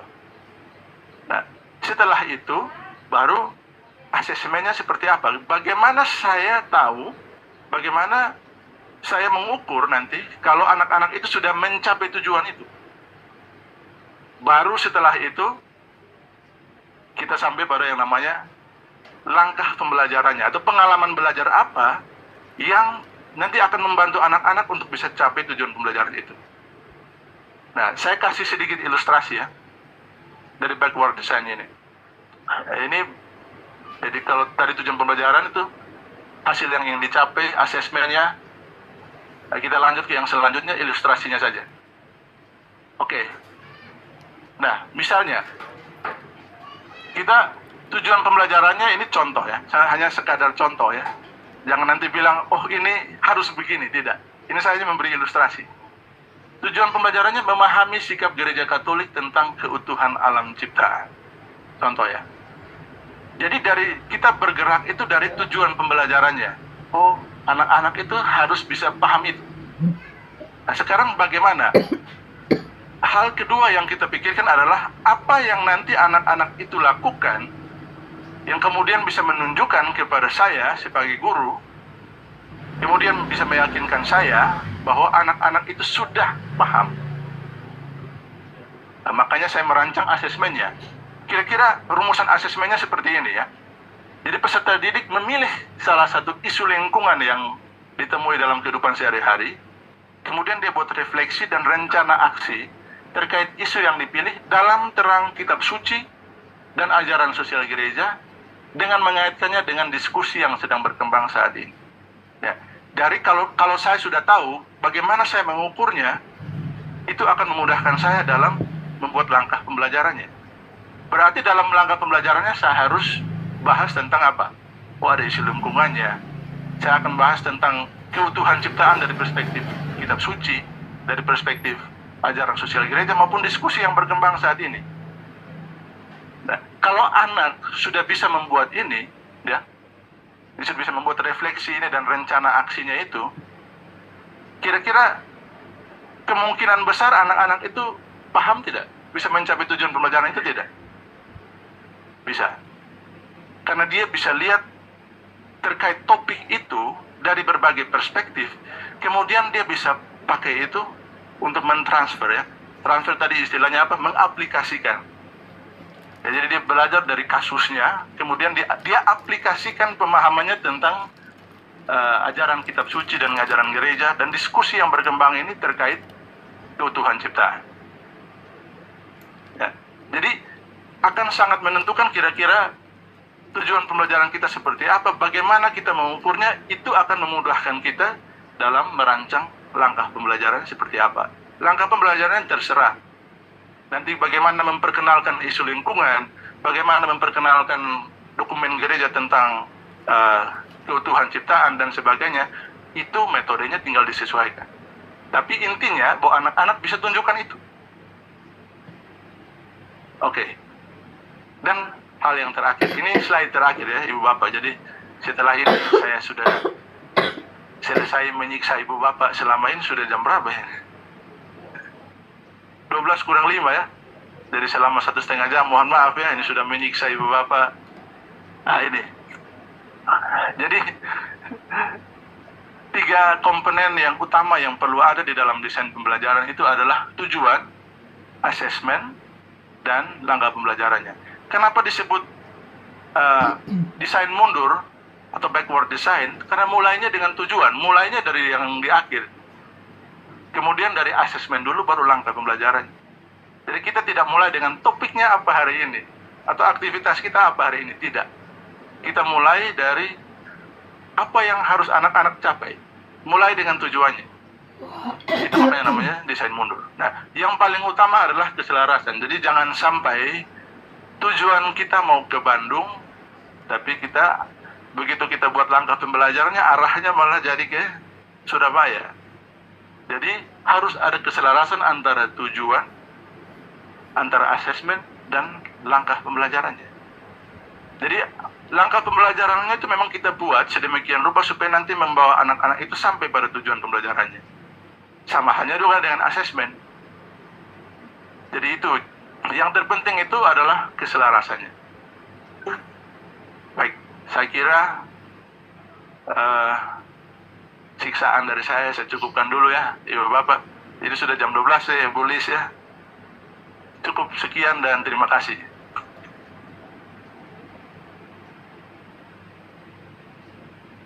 Terima kasih Pak Anton.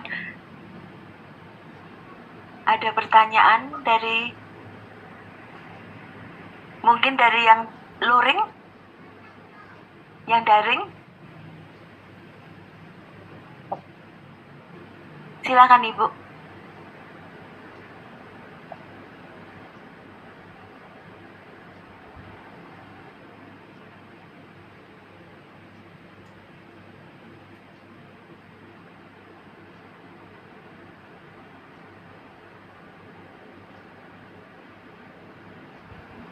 Baik, terima kasih. Perkenalkan sebelumnya, nama saya Ignacia dari Riau. Sebelumnya terima kasih Pak atas kesempatan dan materi yang sudah dipaparkan, dan terima kasih juga saya sudah sedikit lebih mengerti mengenai kurikulum Merdeka ini. Begini Pak, bahwasanya pendidikan kurikulum Merdeka ini sudah kami terapkan di semester ini, tetapi yang menjadi kendala yang membingungkan saya, berdasarkan tadi paparan Bapak mengenai CP, ATP itu memang disusun per fase. Tetapi kami yang guru di pedalaman ini, yang notabene siswa saya dari 12 rombel itu hanya 12 orang. Jadi saya harus secara administrasi, saya harus menyusun perangkat pembelajaran itu 3 tingkat. Nah, sementara di sini kan per fase. Tetapi kita punya buku kelas 7, 8, 9 dari pemerintah.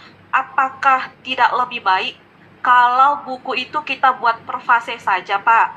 Jadi tidak membingungkan kami, guru-guru yang minim pengetahuan ini. Jadi kami lebih enak. Kami buat per fase. Kalau di modul ajar mungkin nanti kami akan bagi per tingkat. Jadi kami lebih nyaman begitu mengerjakannya ya Pak ya. Itu yang pertama. Yang selanjutnya untuk kami yang minoritas ini ya Pak ya, di pedalaman kami kesulitan, anak-anak kami kesulitan mengakses pengetahuan, sehingga kami tidak memungkinkan untuk menjadikan student center. Kami masih teacher center seperti itu. Bagaimana mensiasati hal-hal seperti itu dengan kondisi siswa kami hanya 2 per kelas, 3 per kelas. Kami kesulitan untuk menjadikan student center. Kami tetap jadi teacher center seperti itu. Terima kasih. Mau langsung dijawab Pak? Terima kasih Ibu. Maaf saya tadi tidak begitu tangkap namanya tadi Ibu ya. Dari Riau, Ibu Ignacia ya. Ya, yang saya tangkap dari Riau-nya saja. Ada. Baik, jadi pertanyaan pertama itu kenapa bukunya tidak per fase saja, kira-kira gitu ya. Ini CP-nya per fase tapi bukunya per kelas. Baik. Itu pertanyaan yang bagus sekali ya sebenarnya. Jadi begini, saya kira sekarang kita semua itu harus berpikir bahwa buku itu tidak menjadi patokan kita, ya. Tidak menjadi patokan kita dalam arti apa? Bahwa kita mengajar mengikuti buku. Kita jangan berpikir begitu dulu.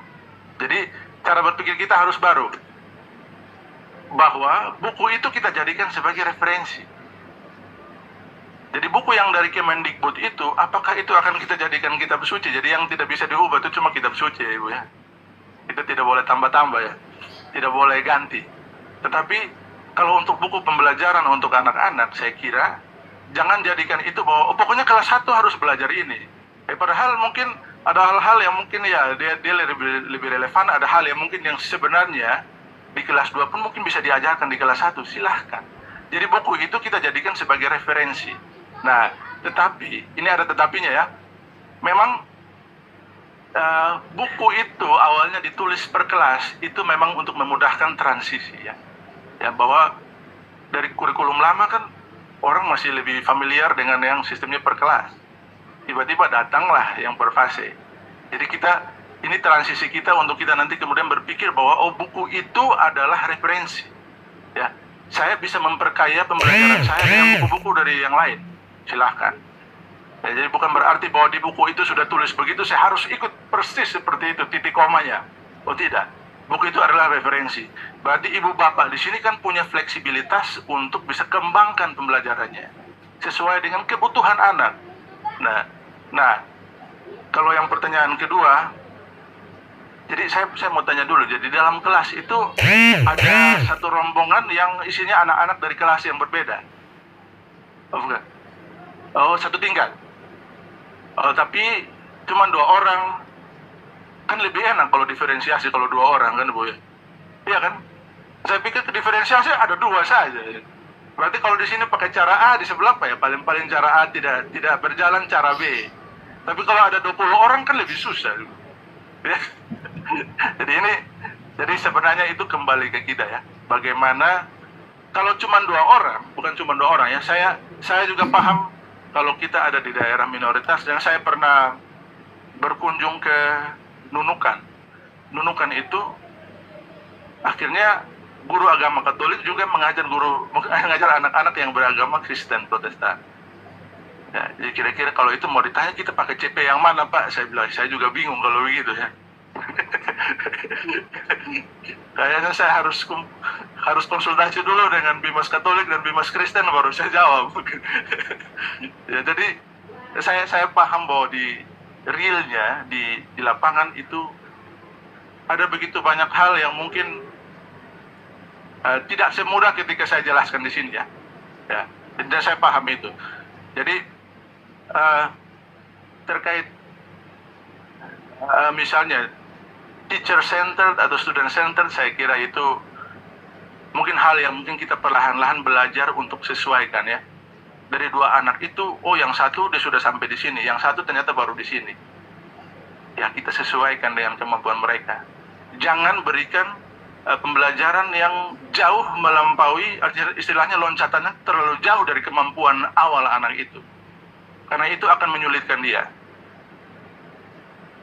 Jadi kira-kira itu saja jawaban dari saya Ibu ya. Mungkin mudah-mudahan bisa menjawab pertanyaan Ibu. Terima kasih. Dari daring silakan Pak Bernard. Silakan Pak Bernard dari Jakarta ya. Ya, baik. Terima kasih. Sebentar, saya di tempat saya masih ada pengumuman sebentar. Kemudian menjaga skala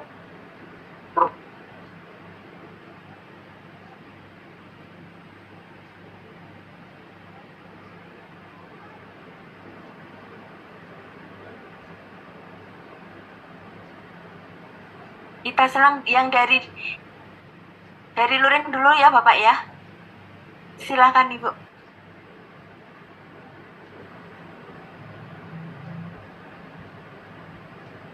Baik, selamat siang Pak pembawa materi yang baik.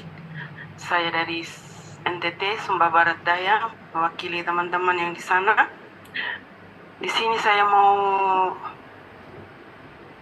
menceritakan sedikit tentang IKM ini di sekolah saya itu di tahun kemarin kami boleh lakukan IKM dengan membuka dengan kegiatan P5 saja, tetapi materinya seperti K13, masih K13.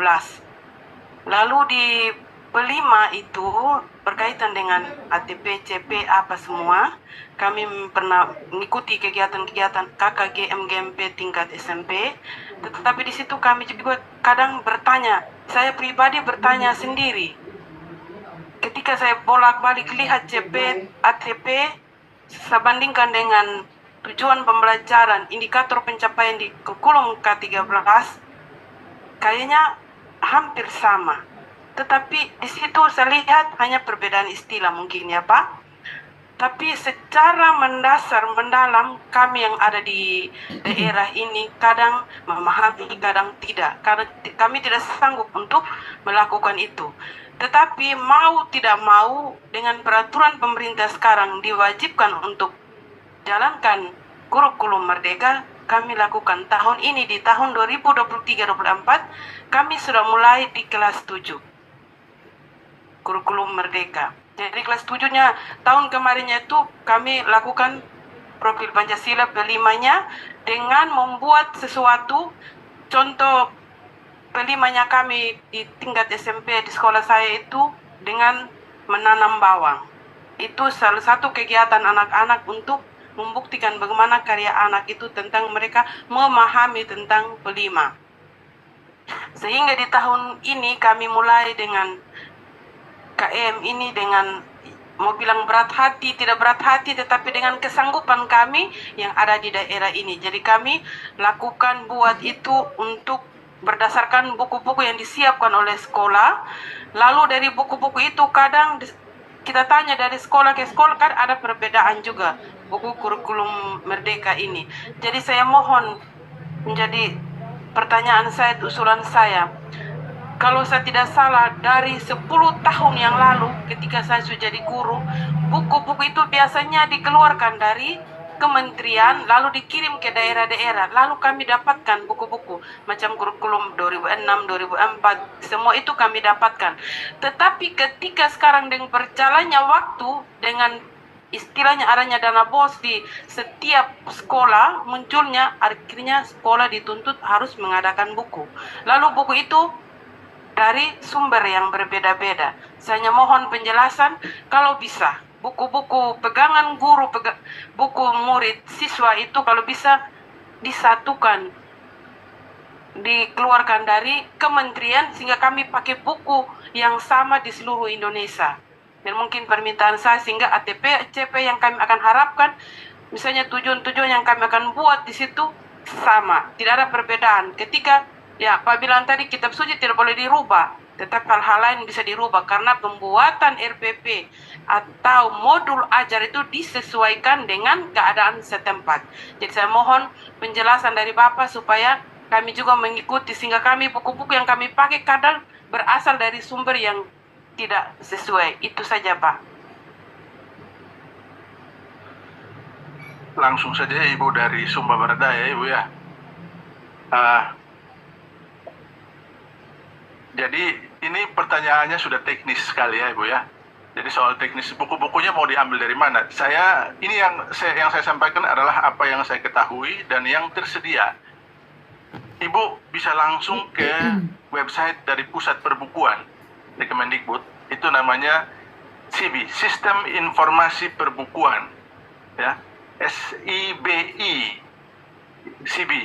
Langsung ke SIBI, Ibu bisa langsung pergi ke buku untuk kurikulum merdeka. Di situ sudah ada buku-buku untuk pendidikan agama Katolik. Jadi langsung saja di situ, Ibu. Ya. Jadi jawaban saya singkat saja seperti itu. Jadi kalau mau buku yang kurikulum merdeka itu dikeluarkan oleh Kementerian Pendidikan, Kebudayaan, Riset dan Teknologi kerjasama dengan Bimas Katolik. Ya. Jadi buku-buku itu sebenarnya sudah ada. Mungkin ibu bapak yang lain sudah pernah akses itu ya. Ya. Kalau soal modul ajar alur tujuan belajar untuk inspirasinya itu ada di platform Merdeka. Itu yang bisa dapat akses paling mudah adalah ibu bapak guru. saya pun tidak bisa masuk ke situ karena saya bukan guru. Ya, baik. Itu saja Ibu ya, mudah-mudahan bisa menjawab. Terima kasih. Silahkan yang dari daring, Pak Bernard.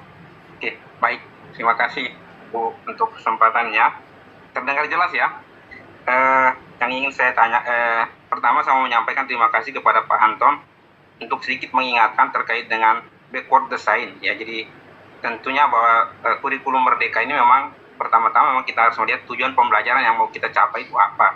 Sehingga ini juga saya kira searah dengan apa yang tadi disampaikan backward design, sehingga lalu kita akan menganalisis apa yang akan di assessment lalu prosesnya ya, sehingga bisa mencapai yang kita tujukan. Nah, kemudian pertanyaan teknis saya itu terkait dengan tujuan pembelajaran. Ya, tadi disampaikan, kalau saya tidak salah dengar, bahwa untuk tujuannya itu boleh kita copy-paste langsung dari elemen yang ada di TP-nya ya. Nah, apakah di dalam atau ketika kita merumuskan TP ini, apakah konsep ABCD ya, jadi audience, behavior, kemudian kondisi atau kondisinya dan degree-nya itu apakah perlu kita rumuskan juga ketika kita membuat di TP-nya? Karena yang selama ini kan memang dikehendaki kalau bisa di rumusan TP-nya itu memuat keempat hal tersebut, sehingga bisa secara rinci bisa mengukur kompetensi atau kemampuan yang akan kita ukur. Itu saja Bu.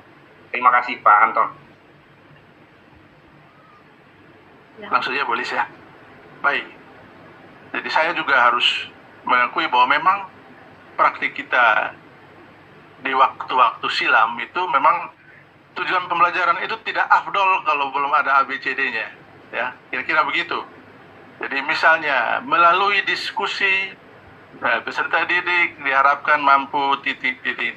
Nah, sekarang jawaban saya Pak Bernard ini selamat bertemu kembali ya Pak Bernard, ini kita melalui daring saja. Kalau dalam kurikulum merdeka ini tidak perlu merumuskan tujuan pembelajaran dengan pola ABCD. Karena apa? Dengan pola ABCD itu kita membatasi melalui diskusi peserta didik mampu titik.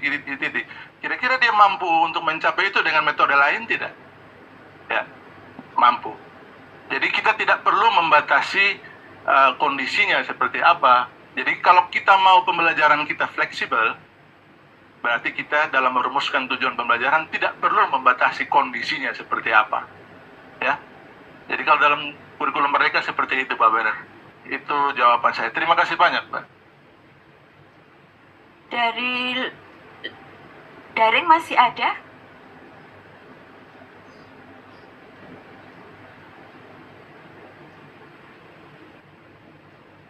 Sampurasun, selamat siang Pak. Saya dari SMP Negeri 7 Purwakarta. Benar sekali tadi Pak Anton, terima kasih. Kami di AKPK itu program Pemda, pemerintah daerah.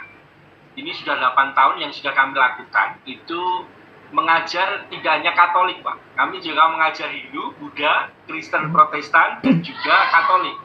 Jadi berbagai agama. Maka CP dan ATP-nya yang memang kami pakai tetap fokus kalau yang Kristen ya Yesus Kristus melalui kitab suci ya, pendalaman kitab-kitab.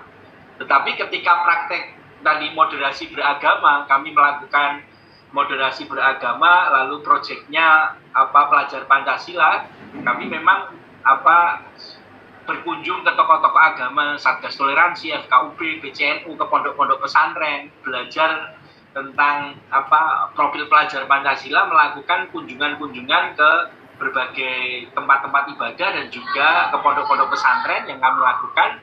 Lalu dari situ kami coba refleksikan dari dasar kitab suci tadi yang sudah kami pelajari dari situ. Tapi memang apakah dengan seperti itu menyalahi aturan nggak Pak? Dengan dasar CPATP tentang pendidikan keagamaan Katolik ya, artinya di dalam konteks pengamalan profil pelajar Pancasila tadi. Tapi memang saya kekhawatirnya itu tadi sinkretisme, mencampur adukan semua agama, padahal murid-murid saya ada yang Hindu, ada yang Konghucu, ada yang Buddha, ada yang Kristen Protestan. Kadang diprotes, kenapa tidak melibatkan guru agama Kristen Pak? kalau ada program-program moderasi beragama atau melibatkan guru agama Hindu, Buddha, Konghucu. Tapi sebelumnya kami juga melaporkan ke guru-guru agama yang lain untuk supaya kami ada program ini, ada Putra Harmoni, ada parade Pancasila, sila 1 ketuhanan yang Maha Esa, itu kan bisa diadopsi sebagai proyek profil pelajar Pancasila, gotong royong Pancasila, artinya semua agama ikut membersihkan tadi tempat-tempat ibadah atau perayaan agama-agama besar agama, kami putra bersama. Itu yang kami lakukan di Purwakarta. Tapi selama 8 tahun ya kami didukung oleh pemerintah daerah untuk agama keagamaan dan pendalaman kitab-kitab. Artinya kalau yang Islam ya kitab kuning tadi, kalau yang Katolik ya pendalaman kitab suci, kalau yang Kristen jelas mereka menghafal kitab suci, kalau yang Katolik biasanya ya refleksi gitu. Kami mengadakan refleksi. Terima kasih. Aksi refleksi evaluasi. Sampurasun, terima kasih. Silakan Bapak. Baik. Terima kasih ya Pak Yohanes Baptis ya dari Purwakarta. Nah ini kalau saya sih sebenarnya kalau pendekatannya seperti itu tidak ada masalah kan. Kalau menurut saya ya Pak ya. Karena itu sampai saat ini memang kalau dari segi pendekatan pembelajaran agama untuk semua agama ya, pendekatannya itu memang masih pendekatan denominasional. Denominasional itu artinya apa? Ya anak-anak mendapatkan pembelajaran itu dari guru yang seagama dan tentang agamanya sendiri. Ya, jadi itu memang pendekatannya begitu. Dan itu dari segi apa ya? Dari segi undang-undangnya juga memang seperti itu.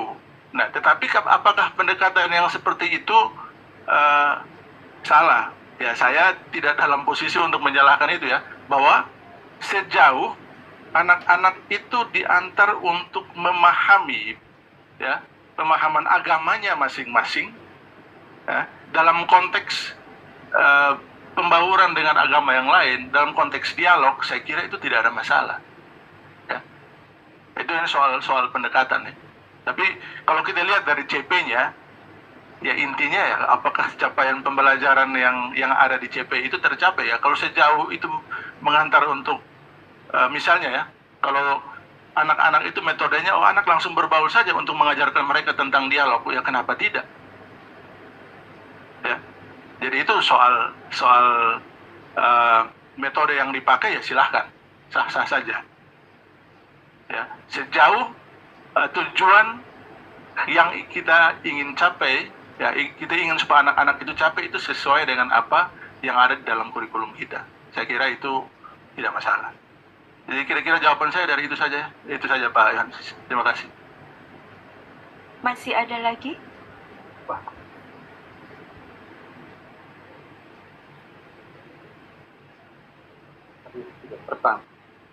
Bagi-bagi. Oke, baik. Selamat siang, saudara ibu bapak, dan selamat siang Pak Antonius. Oke, perkenalkan nama saya Asep. Saya dari Bandung di SMP Waringin. Bapak, saya dari yang kami dapatkan MGMP di Bandung, tadi sempat Pak Antonius menyinggung berkaitan dengan topik-topik ya. Itu yang kami pelajari ketika di MGMP Bandung. Saya bingung, itu menjadi catatan saya harus mengakomodasi yang mana? Apakah Bimas Jakarta dan Bimas Bandung itu berbeda? Itu yang menjadi catatan, karena ketika saya mendapatkan, itu seperti yang tadi, berkaitan dengan dari CP ke TP dan ke ATP. Betul, tadi ada poin, ini adalah topik yang kita kejar atau yang kita bahas.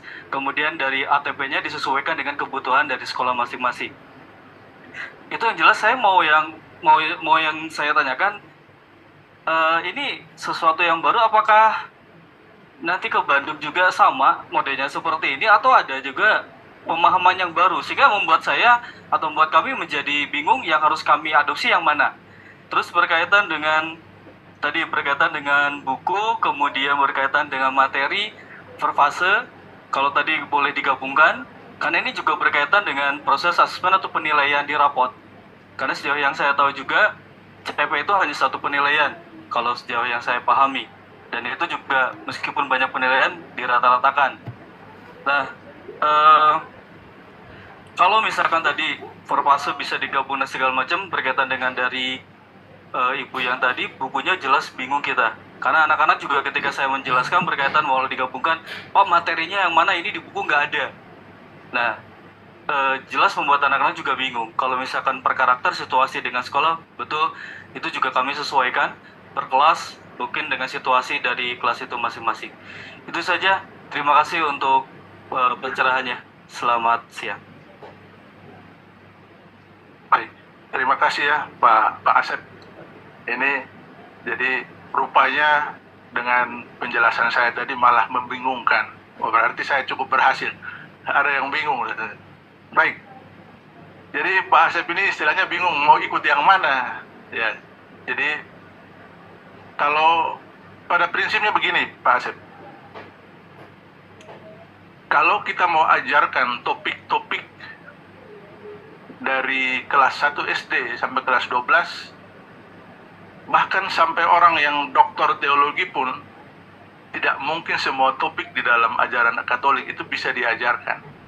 Nah, makanya yang tadi poin saya tadi itu adalah kalau basis kita adalah topik, sampai kapanpun anak-anak itu belajarnya itu tidak akan ada topik yang tercover semua. Itu pertama ya. Yang kedua, basisnya mau topik atau mau apa? Makanya tadi saya bilang, yang terutama itu adalah ide besar dari topik itu, ya. Jadi bukan soal topik mana yang sudah tercover, ya. Topik itu adalah media kita. Topik itu adalah sarana kita. Contoh, saya contohkan kembali ke cerita tadi ya. Cerita apakah yang terpenting itu cerita kelinci dan kura-kuranya atau pesan moralnya? Pesan moralnya. Jadi mau cerita kelinci dan kura-kura, mau cerita apapun itu, intinya bahwa anak itu belajar pesannya, pesan makna dari pembelajaran itu. Ya. Nah, dengan begitu sebenarnya nanti ibu bapak sendiri akan mengalami bahwa kita kadang-kadang mengeluh, aduh materi terlalu banyak, waktu sedikit. Itu keluhan semua guru di seluruh dunia. Tapi kalau kita mau mengajarkan topik-topik, berarti tidak akan cukup waktu untuk kita ajarkan semua topik. Ya, jadi saya di sini ya makanya yang saya tekankan itu lebih pada kerangka berpikir kita. Ya, kita mau ajarkan topiknya asal anak tahu topiknya atau kita mau ajarkan apa? Ya. Kan yang terpenting itu adalah kemampuan anaknya. Nah, apakah kemampuan anak mengulang cerita yang kita ceritakan atau tidak? Oh, tidak. Kemampuan anak itu memahami inti dari pembelajaran, dan kemampuan anak itu untuk menggunakan inti dari pembelajaran itu diterapkan pada konteks yang berbeda. Itu baru cocok dengan yang namanya pembelajaran sepanjang hayat. Ya. Kalau kita mau anak belajar sepanjang hayat, ya jangan ajarkan dia, yang penting dia sudah tahu topik ini selesai. Tidak. Jadi kita memberikan kepada dia stimulus supaya nanti, oh rupanya ini maksud dari ini. Kemudian dikasih hal yang baru, dibilang, oh bisa nggak ini diterapkan pada hal yang baru. Ya. Jadi mudah-mudahan mungkin Pak Asep juga bisa mencerahkan ya teman-teman yang di lapangan juga, supaya bahwa memang fokus kita itu bukan supaya semua topiknya itu tercover. Itu fokus bukan itu. Fokus kita adalah sebenarnya kalau kita benar-benar konsisten dengan inti dari pendidikan berbasis kompetensi, kita memastikan bahwa anak belajar. Jangan sampai dia datang sama dengan pergi. Ya, dia masuk kelas, keluar kelas, pulang tidak ada apa-apa. Ya. Nah, itu yang pertama. Yang kedua, jangan sampai dia masuk tuh hanya untuk dengar, oh ceritanya begini. Terus inti dari cerita itu apa? Ya, jadi jangan sampai begitu anak sampai sudah SMA pun ditanya ke dia, woi, sudah belajar sampai doa apa sekarang? Oh, saya sudah belajar sampai doa ini. Terus menurut Anda doa itu apa? Loh, saya juga tidak tahu. Ya, jangan sampai sudah sampai kelas 12 anak juga belum tahu maksud dari doa itu apa sebenarnya. Jadi itu dari saya. Tadi pertanyaan yang kedua tentang apa, Pak? Maaf.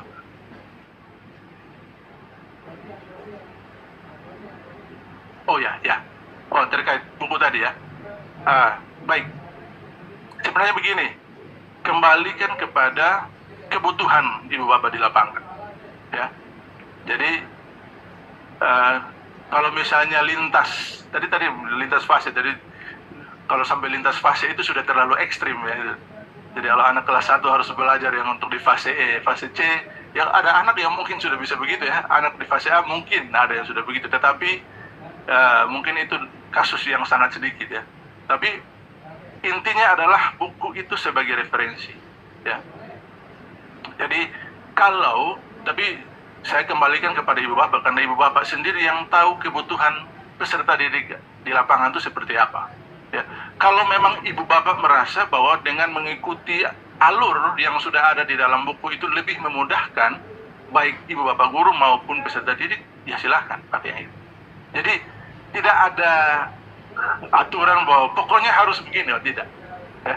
Jadi yang paling bisa menentukan itu adalah ibu bapak yang tahu persis kebutuhan anak-anaknya seperti apa, dan mana sarana atau media yang paling membantu peserta, masing-masing peserta didik ya.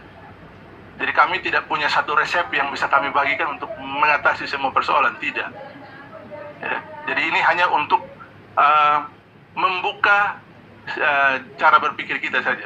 Jadi supaya kita jangan, oh pokoknya yang ini harus seperti ini.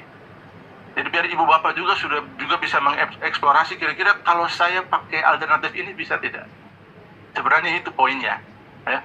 Poinnya bukan bahwa semuanya harus, prinsipnya pokoknya nggak boleh begini, tidak. Tetapi poinnya adalah ibu bapak harus bisa bereksplorasi kira-kira cara seperti apa yang paling efektif untuk bisa membantu anak-anak belajar. Itu saja dari saya. Terima kasih ya Pak Asep, ibu bapak sekalian. Terima kasih. Terima kasih. Karena waktu jualah yang sudah cukup. Sekali lagi terima kasih kepada Pak Anton atas pemaparannya. Sekali lagi kita applause untuk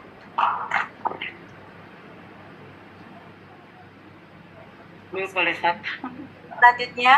Waktu saya kembalikan ke Pak Ula.